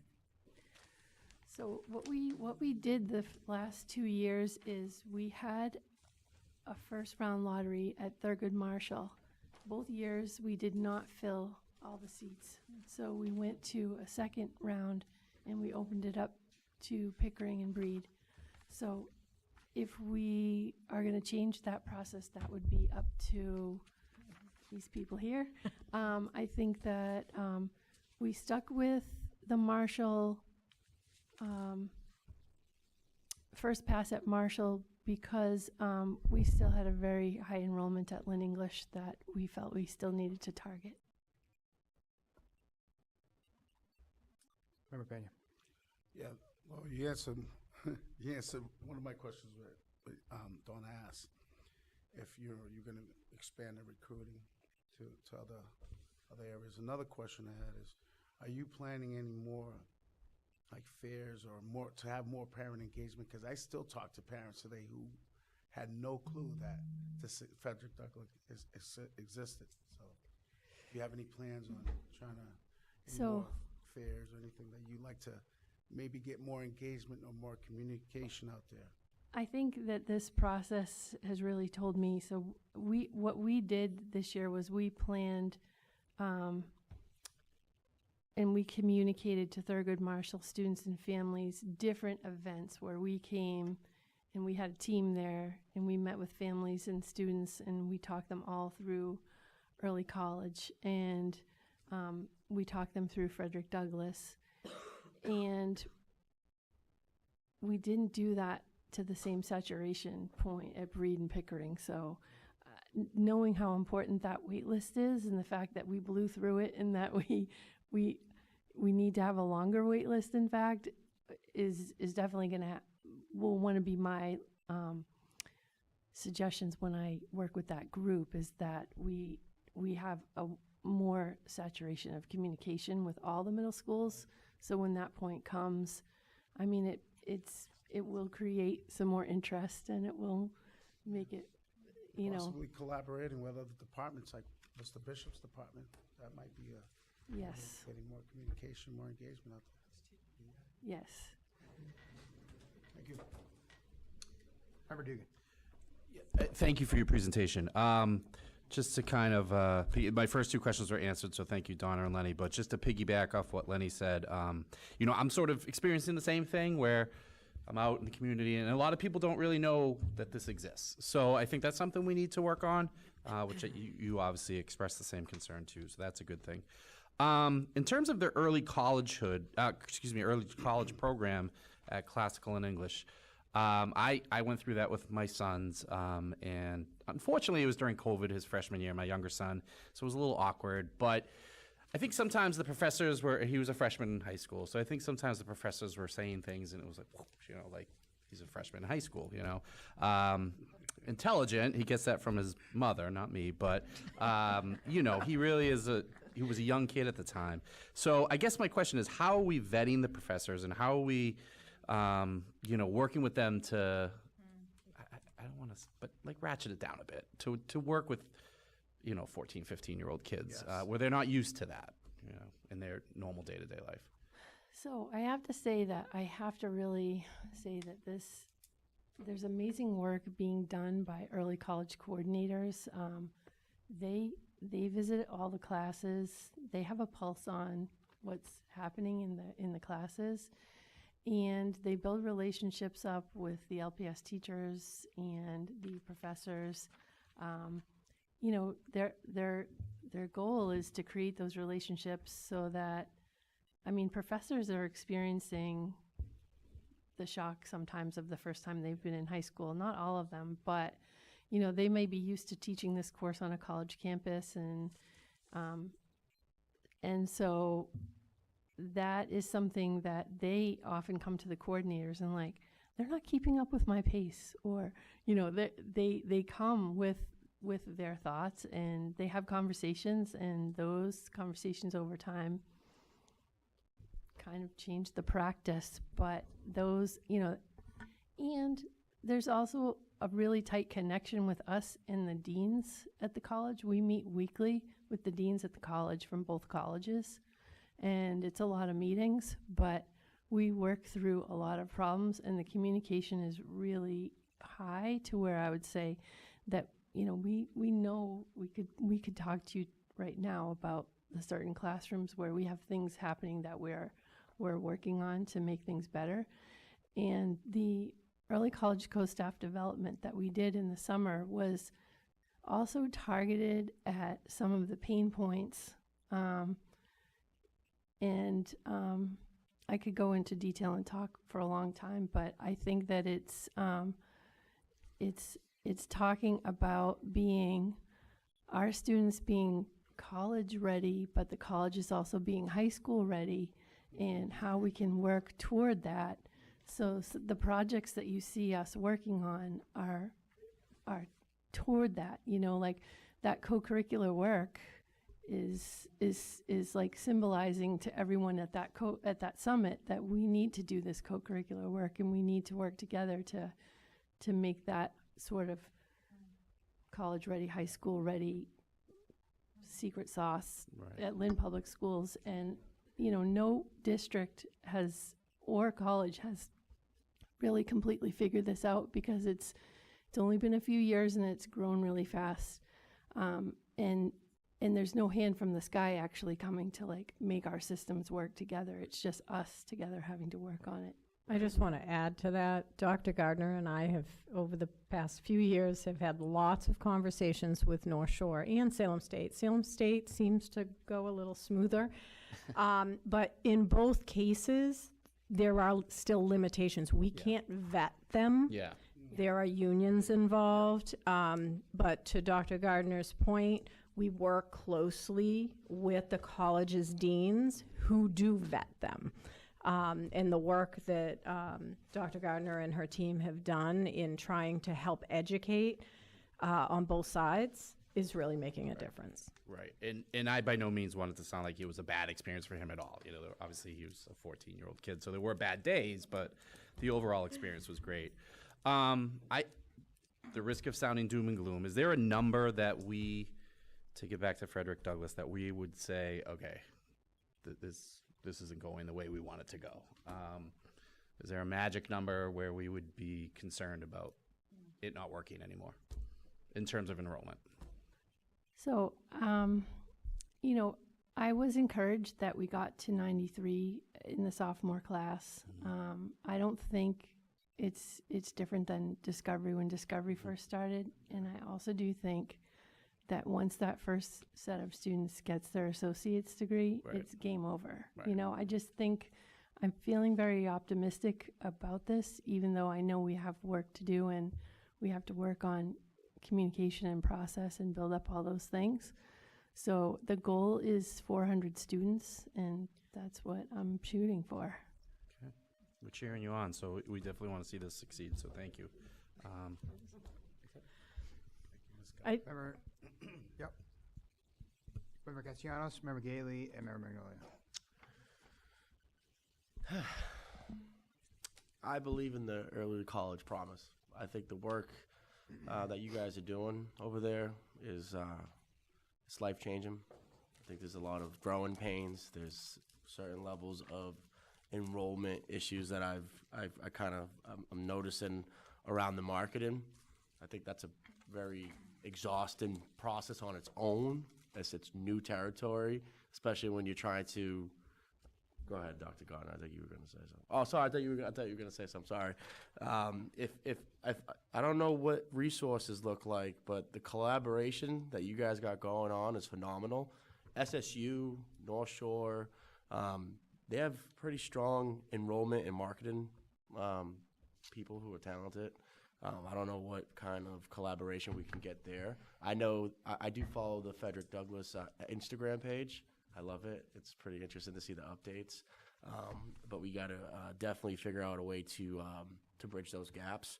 I would also like to see who those 25 students are. I think figuring out how to capture the demographic, right? Because I myself is a first-generation low-income Latino, right? I came from the bottom, and I worked my way up to a master's degree. But I think the stories of first-gen successes out of this program can really create some momentum once you get to that point.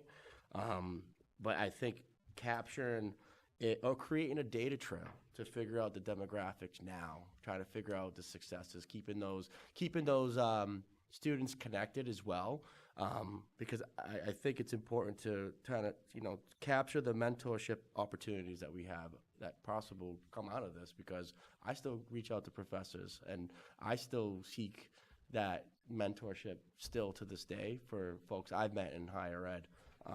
I don't know if we have access to advisors from Salem State or North Shore. I know they do have, their own processes. I do recommend checking out the Salem State University's Office of Civic Engagement office. I am an alumni, that's where I got my master's degree, and they have student leadership organizations across campus that are, I think this would be a great opportunity to kind of blend what we're trying to do. Thoughts? It's a great suggestion. Okay. We'll definitely check that out. This summer, there were 2 students who kindly lent me their stories. I was able to show their photos, their bios. And these were students who graduated early college in 2017. And it definitely had an impact on their lives. And in both cases, somebody at the school said, hey, I think you'd be great for early college.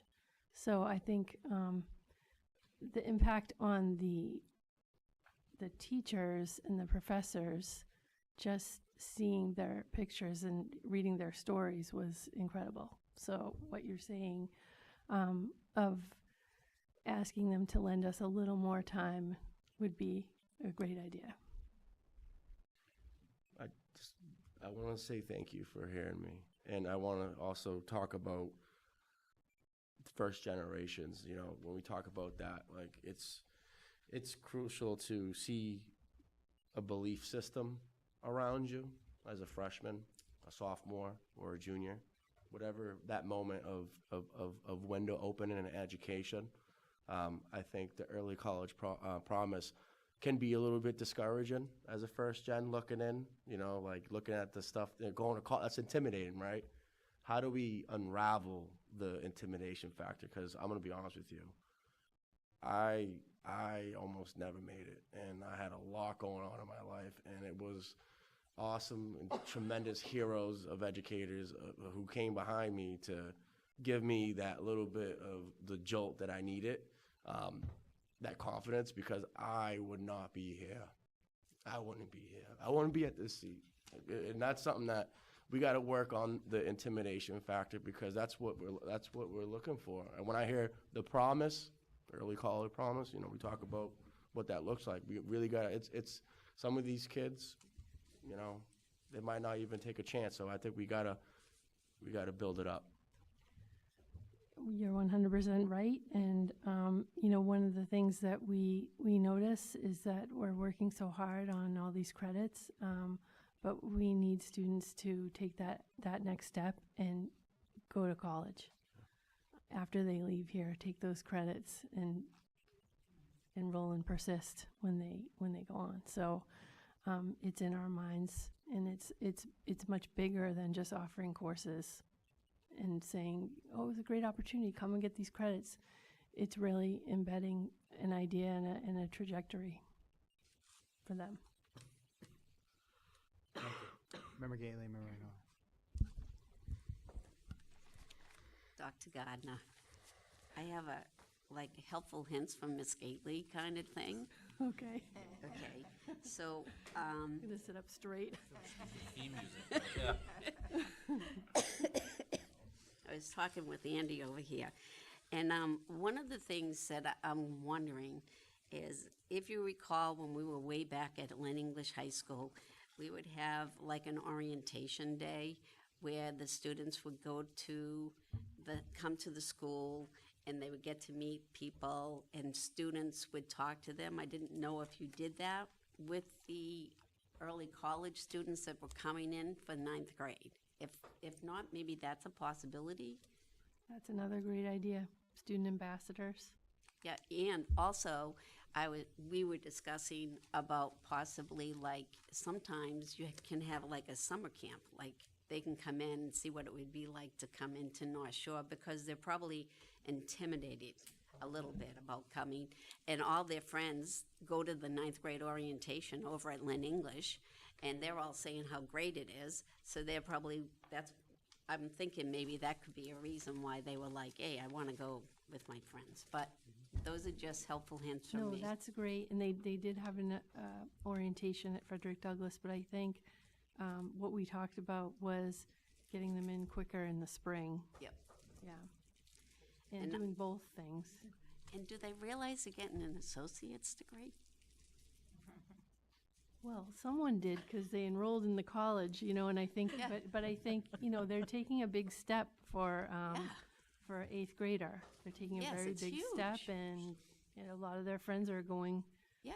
Yeah, so it's a lot for them, and they definitely need to be made to feel part of that sense of belonging that Bobby was talking about.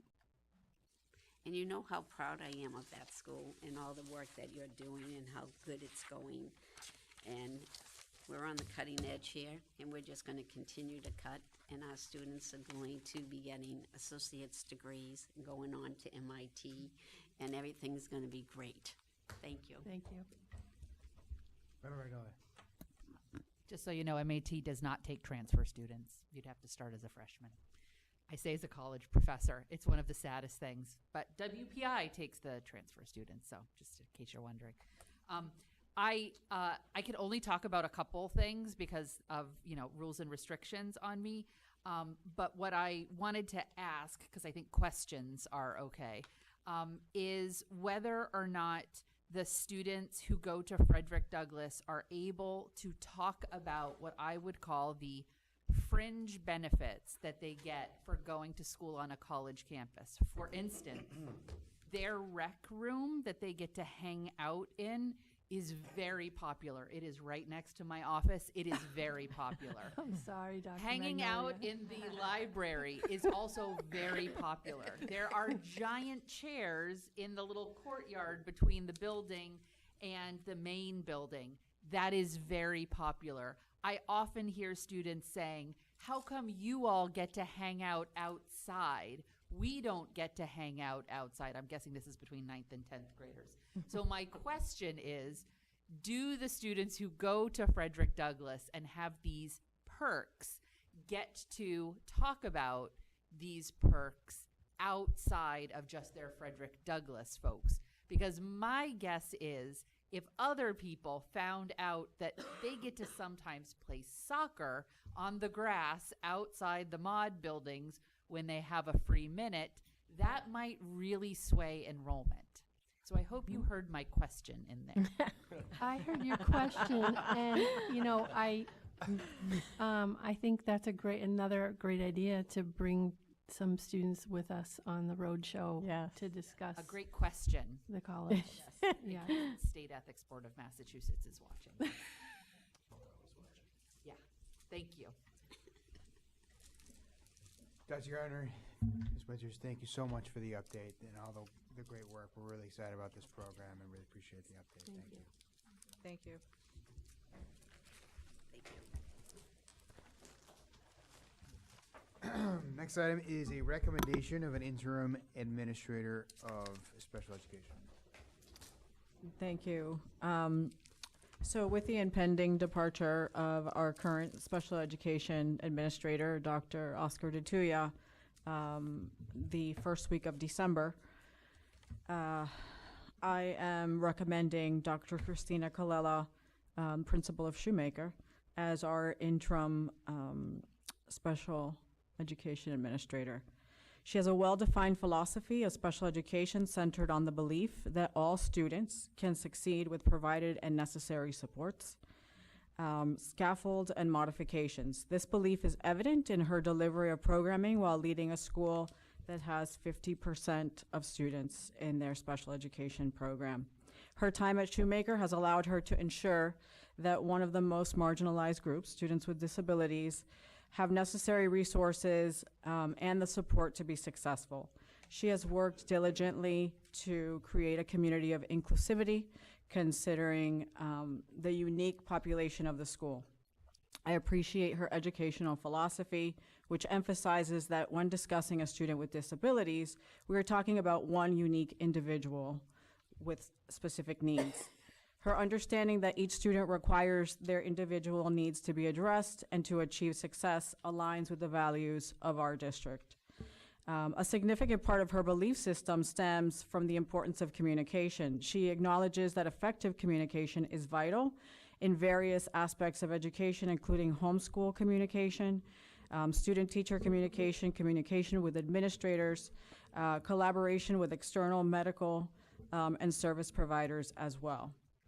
She has demonstrated an exceptional commitment to communication, which is highly valued by the families at Shoemaker. Additionally, her doctoral research has provided valuable insights into programs and placements of students at the secondary level, underscoring the significance of communication in addressing absenteeism in students with disabilities.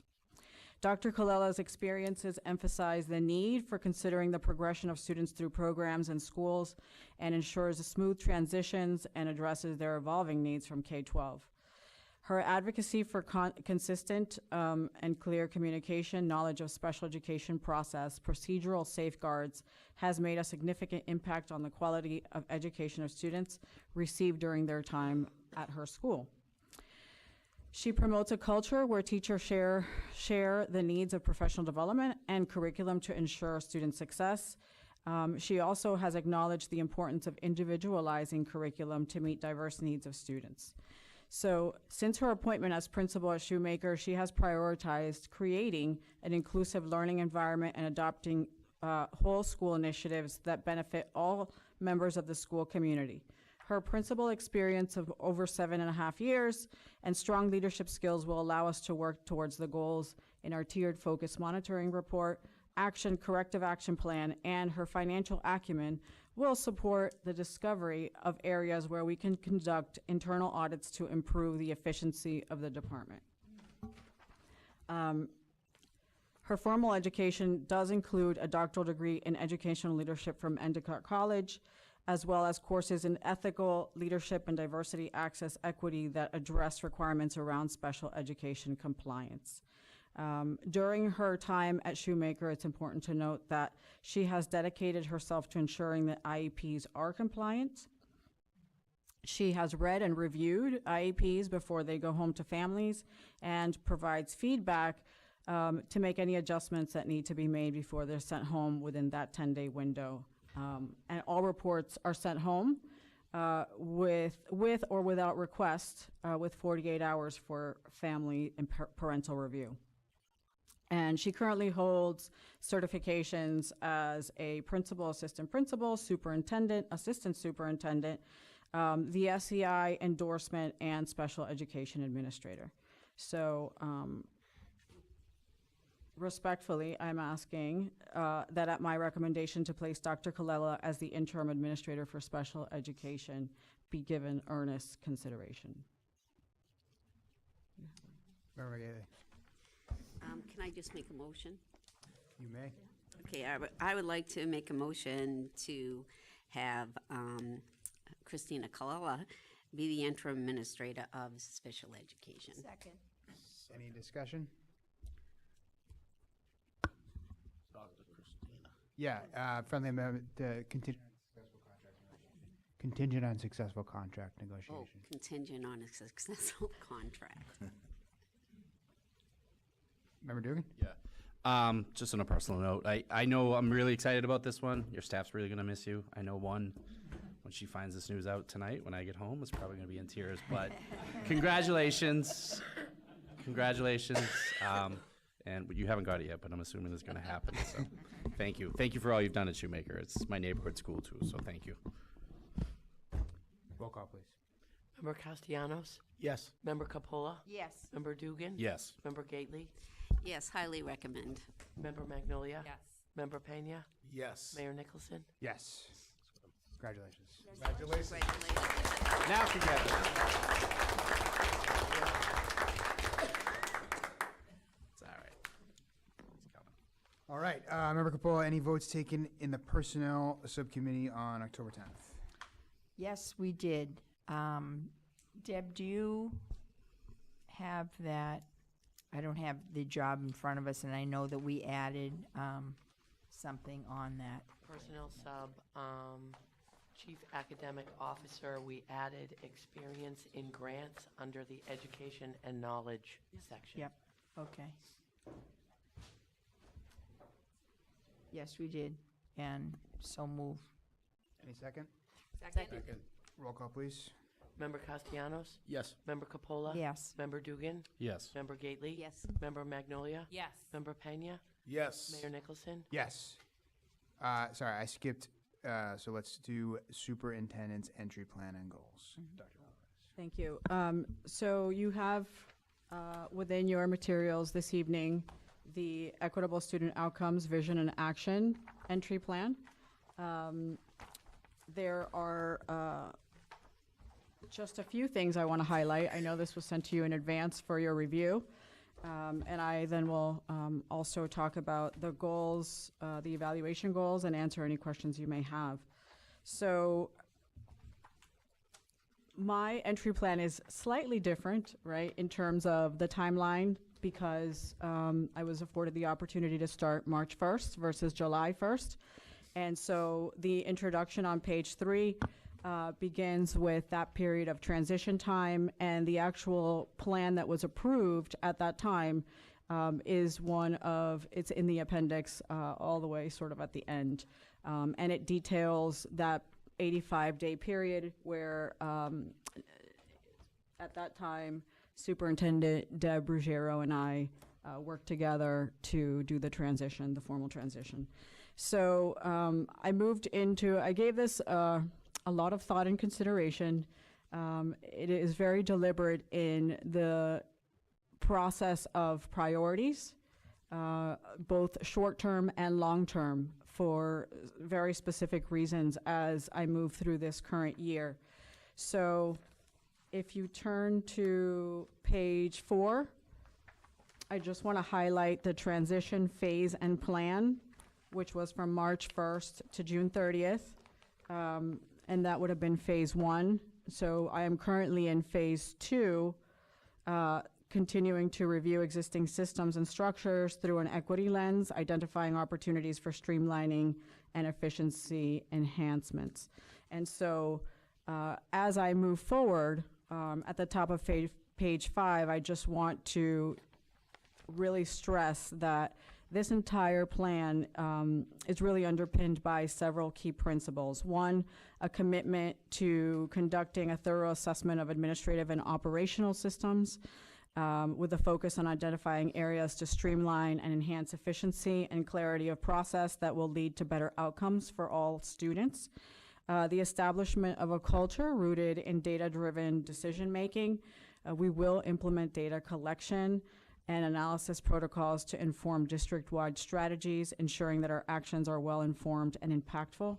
And then the creation of regular communication channels, which will facilitate seamless information flow among all stakeholders.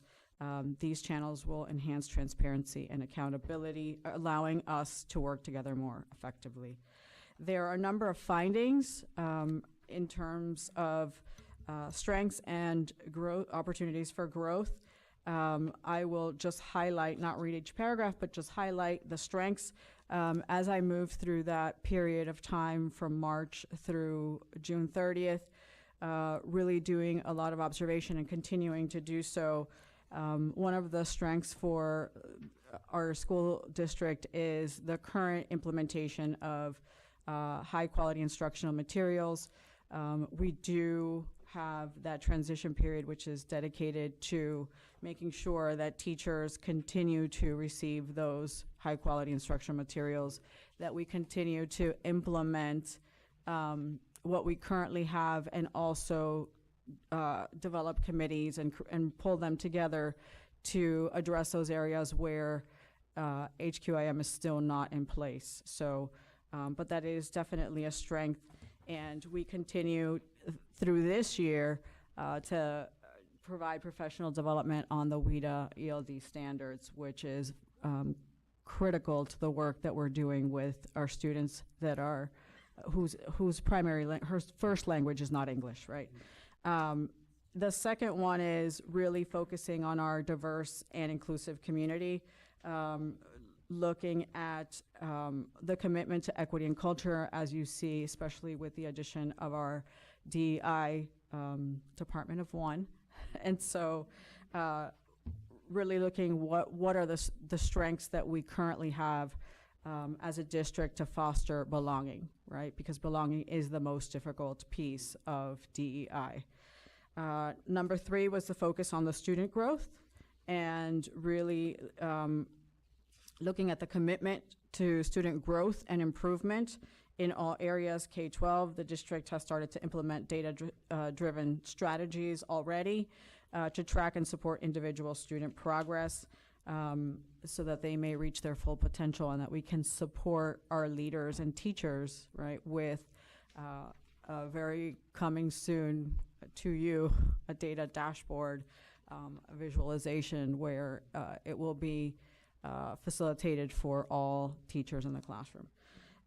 Also, the community partnerships and resources are definitely a strength for our community in terms of organizational ability to leverage the partnerships, resources, and educational experiences for our students. And so that also aligns with our community resources and extends beyond the classroom.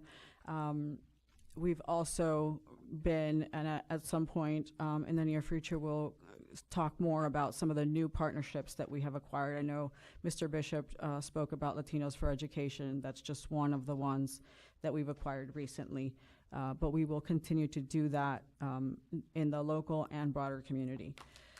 Growth opportunities, addressing achievement gaps across all groups of students to ensure that all the students that have any gaps in performance are addressed appropriately. Looking as well as enhancing special education.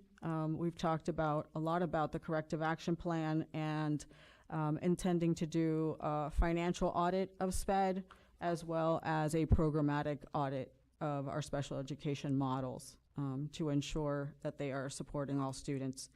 Our professional development and teacher retention is also an area for growth opportunity. Mr. Bishop discussed some of the reasons why and how we do need to grow in terms of not only recruiting but retaining, right, teachers of color and leaders of color.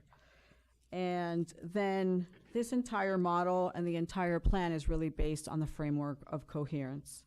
Coherence is, as you see there are 4 bullets that really define it. It's focusing direction, clearly defining our educational goals and direction. It's cultivating collaborative cultures, creating an environment that encourages collaboration and shared responsibility, securing accountability, establishing systems that hold us accountable for student outcomes, and lastly, deepening learning, which is continuously improving our understanding and approach to teaching and learning. So that's why the entry plan is called Equitable Student Outcomes. I elaborate a little bit on that at the bottom of 7, and then go into page 8 and 9, which is really in alignment with Mass DESE's framework for coherence as well. And it encompasses 3 things, which is instructional design, and underneath there you'll see all of what that covers: curricular materials, assessment, equitable practices, learning environment, pedagogy, which is extremely important, right? Not just what are we teaching in terms of what is the physical material, the book, but also how we are teaching our students, delivering and reaching our students that are sitting in front of us. So those students that are socioeconomically disadvantaged, minority students, special education students. The tiered supports is really all about how do students access the vision, talking about data systems and access to resources as well. And then systems and structures is how do we create that integrated system and sustain what the results are for the vision. Because it's one thing is to achieve it, and then another step to that is how do we attain it and continue to grow upon those performance metrics that we end up delineating in the future. And so part of that is also staff development and competency. It's structural support, continuous improvement cycles, as well as human resources. So I do want to actually introduce my math coach, Dr. Meg Mayo-Brown, who has come not only to support me, but also to share some information about the new superintendent's evaluation process before I ask for the recommendation of the acceptance of these actual goals. So, Dr. Mayo-Brown, sure.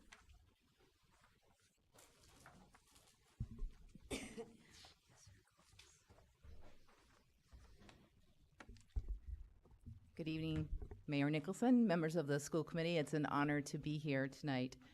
As Dr. Alvarez said, my name is Dr. Meg Mayo-Brown. I am a recently retired superintendent from Massachusetts. I served for 14 years as a superintendent in Fall River and Barnstable.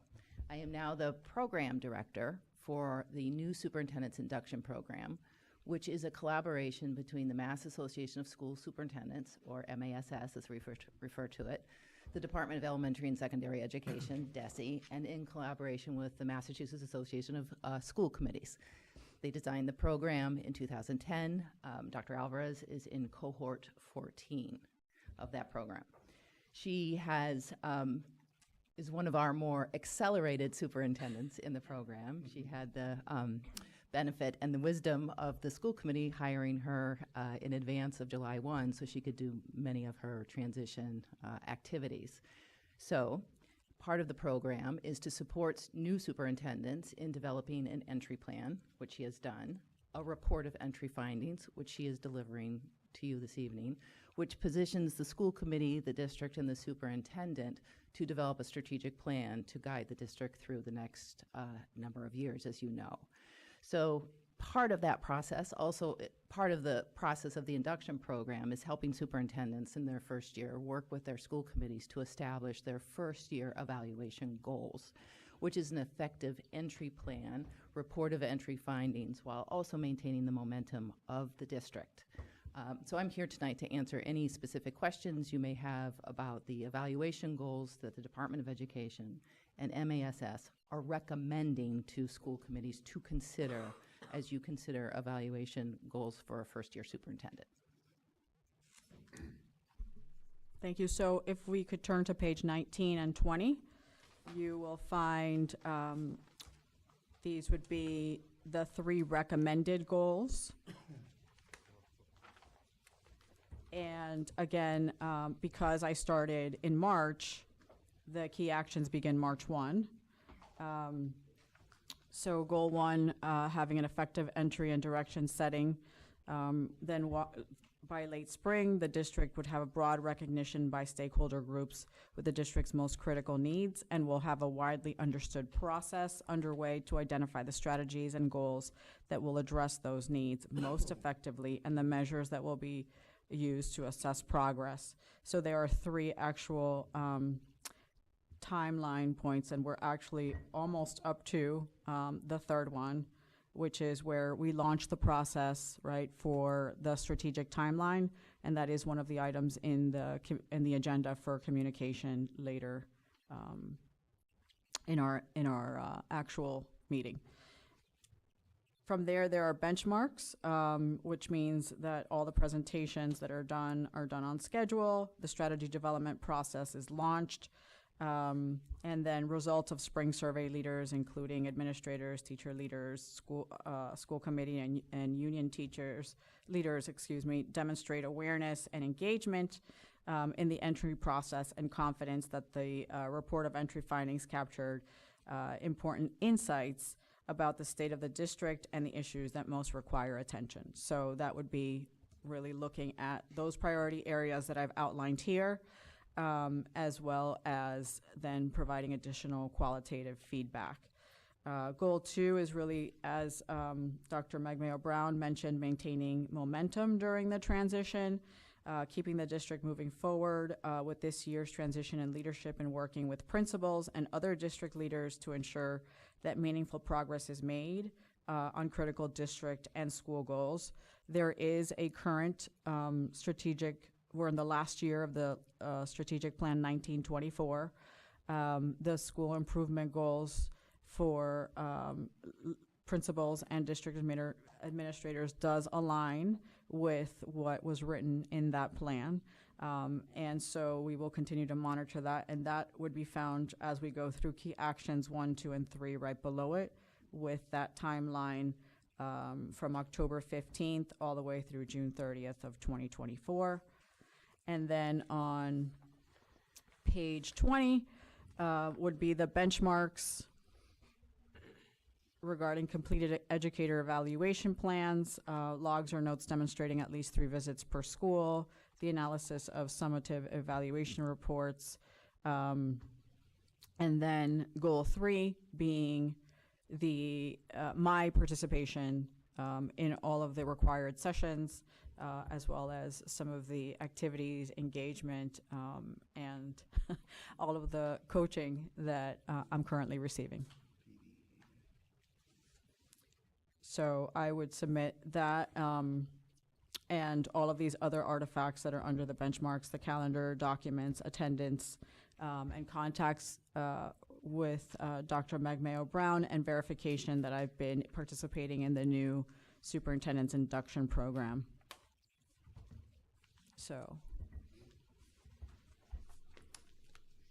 Good for questions? Yes. Okay, member I just have a Castellanos. quick, the tool that we used to use before, so are we not gonna, so we're, in addition, we're gonna utilize that tool, that format, or is this the performance evaluation you prefer for your own? So this is only for the first year, right? And it's leading into what we would actually, how we would define not only the strategic plan for 24 to 29, and then also the development of those goals for next fall, which would be specific metrics that would align to that strategic plan.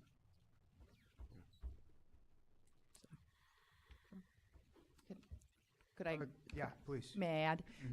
I think your question, if I'm understanding it, is also, would you use the same tool that you've been using for the superintendent evaluation? Or an updated, modified, because it's. Sure, and you would be. These, that tool requires a professional practice goal, a student learning goal, right, and a district improvement goal, as well as an evaluation of the standards, performance standards and indicators. So yes, you would still be advised to use that tool, but for the goals of that tool, these would be the superintendent's 3 goals.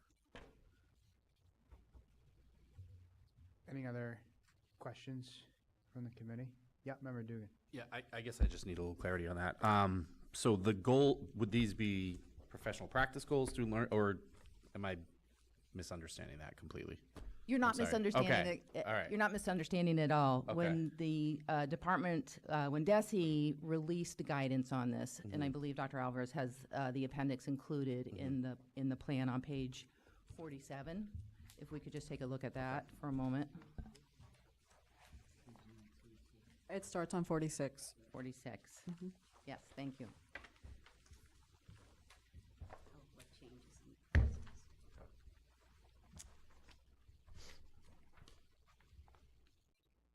It's Appendix J. Thank you.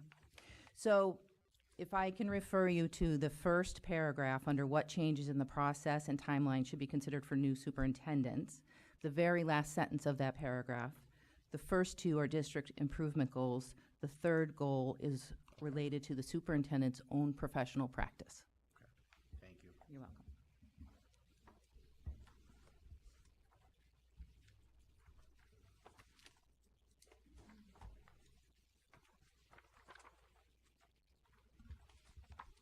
Make a motion to accept the superintendent's entry plan and goals. Roll call, please. Member Castellanos? Yes. Member Capola? Yes. Member Dugan? Yes. Member Gately? Yes. Member Magnolia? Yes. Member Pena? Yes. Mayor Nicholson? Yes. Doctor, thank you so much for being here, and Superintendent, thank you so much for putting together this document. There's a lot of great thinking and work captured in here, and I think we're all excited to be working on this together with you, so thank you. Thank you.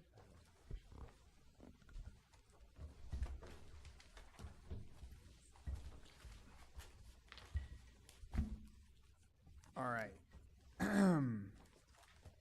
Member Gately, any votes taken in the Building and Grounds Subcommittee meeting? Yes, there was a vote taken in Building and Grounds Subcommittee meeting.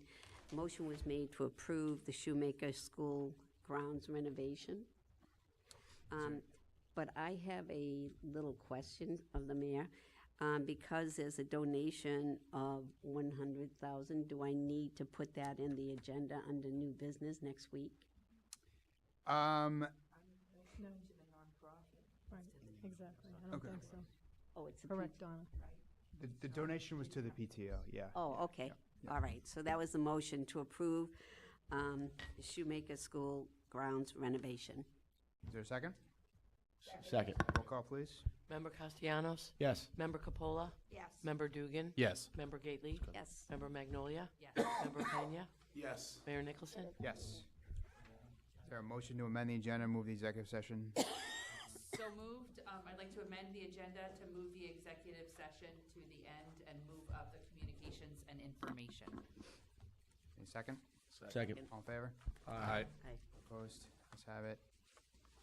District strategic plan timeline.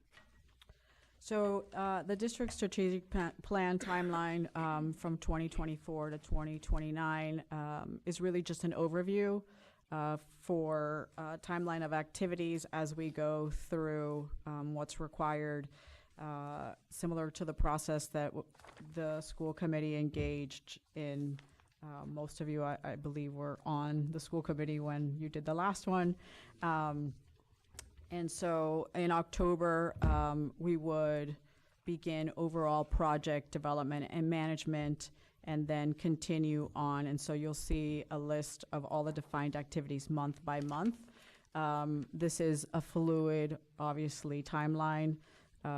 We are going to, our end goal, of course, is to, on the back page, if you look at really make it towards the January 2024, where we've already completed at least retreats 1 and 2, February retreat 3, and then continuing on through 4, 5, and 6 to be able to present the district strategic plan to school committee in June. So, Kim, would you like to elaborate on the process?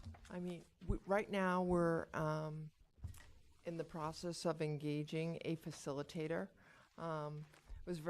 We were very excited last time. It just seems like we're duplicating the same thing in that when we began that process last time, it was Dr. Totweiler's entrance into the district, and this time it is Superintendent Alvarez's entrance. So we are in the process of engaging a consultant to help facilitate the process so that the entire leadership team can be participants.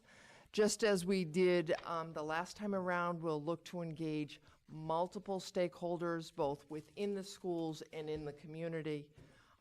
Reference throughout the document is 2 teams that will participate in the process to ensure that we have all those voices at the table, including a large student voice. You know, maybe we'll tap you to be a part of that. You know, that was a highlight of our team last time. I mean, I think it was the very first time that we engaged so many stakeholders in that process.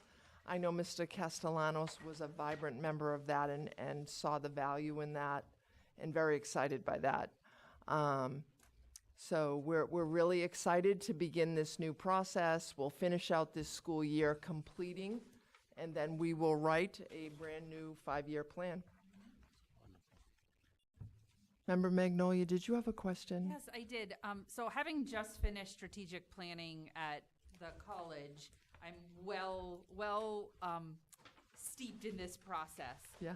And my question was about sort of the benefits of polyvocality over univocality in terms of the writing of it. Sometimes when you engage a number of stakeholders, you can end up with a strategic plan that has a number of different voices, sometimes that work in concert and sometimes that compete. So there are benefits for polyvocality that are challenging to align. There's also benefits, though, to univocality in terms of whether or not the consultant is the chief writer. You know, is the feedback from the multiple stakeholders going to be kind of digested by, you know, the chief writer? So if you, this is like a super in the weeds question, but I just want to understand how the district is. And I think that's the importance of the facilitator. Okay. Right? And the plan is actually written primarily by the facilitator and the district leadership, but it is the voices of all that get incorporated, and they report out to one another in their planning. Thank you. You're welcome. Any other questions? Superintendent's report? Or enrollment? Oh, yeah, Are we gonna do enrollment, enrollment? sure. Yeah, I just want to share, we traditionally share the enrollment as of October 1st, where we were 16,841 students. And so this is just our minority enrollment as well. On the top page, by school, broken down for your reference. And if there are any questions, I can answer those as well. Thank you. Superintendents, okay. So, drawing inspiration from events like Defending Democracy, Defending Democracy Gathering, and the State of Latino Education 2023 event, we embark on a deeper exploration of their profound implications for inclusivity and equity in education. These events not only serve as a commemorative milestone, but also as dynamic platforms for thought-provoking discussions, making a compelling case for the ethical responsibility of educating students, inclusivity, and democracy. The Defending Democracy event, marking the 160th anniversary and of the Emancipation Proclamation, the Battle of Gettysburg, and the Gettysburg Address, is an example of interactive and thought-provoking community engagement. It revealed the untold stories of our nation's Reconstruction era, breathing life into history through actors who portrayed Frederick Douglass and Abraham Lincoln. This event magnified its significance for us by its alignment with the critical work being undertaken through our DEI goals shared this evening. We are grateful for the collaboration with partners such as the Grand Army of the Republic, the Lynn Museum, and Lynn Arts. The State of Latino Education 2023, equally impactful, brought to the forefront the positive outcomes of enrolling marginalized student populations in early college programs. The event's resonance was amplified by the presence of members in the Massachusetts delegation, the Massachusetts Department of Elementary and Secondary Education, and partner organizations dedicated to supporting innovation and early college initiatives.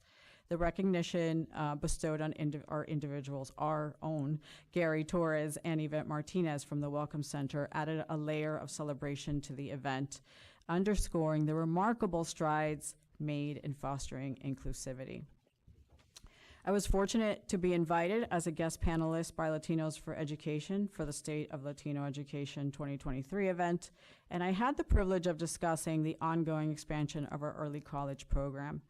The aspiration to mirror or exceed the representation of marginalized student populations in early college programs based on our overall demographics is an ambitious but yet prioritized goal. The LPS data from previous years spotlighted encouraging statistics such as the enrollment of Latinos in early college designation programs reaching approximately 76%. These numbers not only exceed the overall percentage of Latinx students in the district, but also surpassed the representation in high schools. While these accomplishments are commendable, they are still a reminder of the need for additional support for multilingual learner education students who constitute a substantial portion of the district and high school populations. Their representation in early college LPS student population stands at 17%, prompting the call to engage students more comprehensively and reshape expectations and mindsets. The crux of what we know as educators revolves around the profound impact of high expectations and equity within educational systems. High expectations provides a gateway to student success, a truth corroborated by proven outcomes. However, our understanding deepens as research reveals that the most significant transformation occurs when parents, caregivers, and teachers jointly establish and communicate high expectations for student achievement. The effect size of 0.70 linking to verbalizing these parental expectations to child underscores the substantial impact. Furthermore, when students themselves harbor high expectations, the effect size soars to 1.33, a testament to the power of student agency. Teachers who express high expectations contribute to this equation with an effect size of 0.90. These numbers are indicators that the interaction of variables did not happen by chance. In stark contrast, low teacher or educator expectations yield an effect size of merely 0.3, underscoring the pivotal role of expectations, again, in shaping educational outcomes. In the context of our celebrations for Indigenous Peoples Day, the significance of the day extends far beyond historical recognition. It serves as a poignant reminder of the fundamental importance of teaching students about democracy, equitable treatment, and the celebration of resilience and accomplishments. While acknowledging the painful history Indigenous people have faced, this day also becomes an opportunity to celebrate their communities and their invaluable contributions to the U.S., to our American society, especially in the face of generations of assimilation, discrimination, and genocide. Furthermore, as we continue to celebrate student success, recognitions like the Harvard Book Prize for outstanding students add a significant layer to our narrative. As we witnessed 3 Lynn Public School students were awarded the Harvard Book Prize at the Harvard Club of Boston on October 4th. The recipients were Skylar Beauchamp, Javier Patricio Santo from Lynn English, and Andy Lee from Lynn English, sitting over here at the end. If we could give him just a quick, a quick round of applause from Lynn Classical. And the presence of the president of the Harvard Club of Boston, who emceed the ceremony, further highlighted the significance of such honors and their capacity to inspire our brilliant students. Additionally, we're thrilled to announce that Lynn Tech has been recognized and awarded a Career Technical Initiative Round 8 Grantee Award. And so I was honored to be there when they actually were Dr. Patrick Tutwiler was one of the, with the Secretary of Labor and Workforce was also there, Lauren Jones, who gave Mr. Fred Gallo the award and also took an incredible picture with him. And so those momentous achievements underscore our commitment to providing students with the opportunities and pathways for success in various career fields. The presence of those dignitaries, such as the Massachusetts Secretary of Labor and Workforce Development, Lauren Jones, and the Secretary of Education, Dr. Patrick Tutwiler, added to the significance of these initiatives in shaping the future of our students. So congratulations to Lynn Tech as they continue to expand and support programs that enhance workforce development. In closing, as we celebrate National Principals Month, we take a moment to honor our dedicated LPS leaders for their commitment to our students' success. In their tireless efforts, we find a beacon of hope and a testament to the transformative power of inclusivity, equity, and high expectations in our educational landscape. With these values at the forefront, we continue to march towards a future where diversity is celebrated, inclusivity is paramount, and every student can thrive. Bravo to all our LPS students, teachers, staff, parents, community members, legislators, and leaders that work daily to improve student equitable outcomes in education.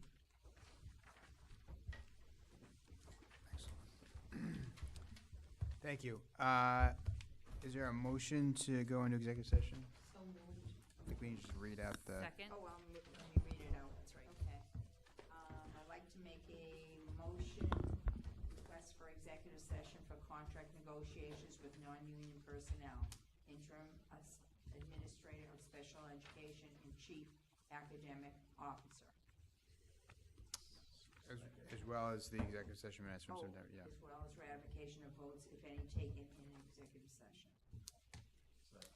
Oh, I'm sorry, E.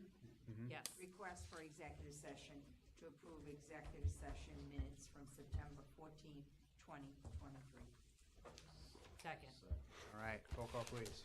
Member Castellanos? Yes. Member Capola? Yes. Member Dugan? Yes. Member Gately? Yes. Member Magnolia? Yes. Member Pena? Yes. Mayor Nicholson? Yes.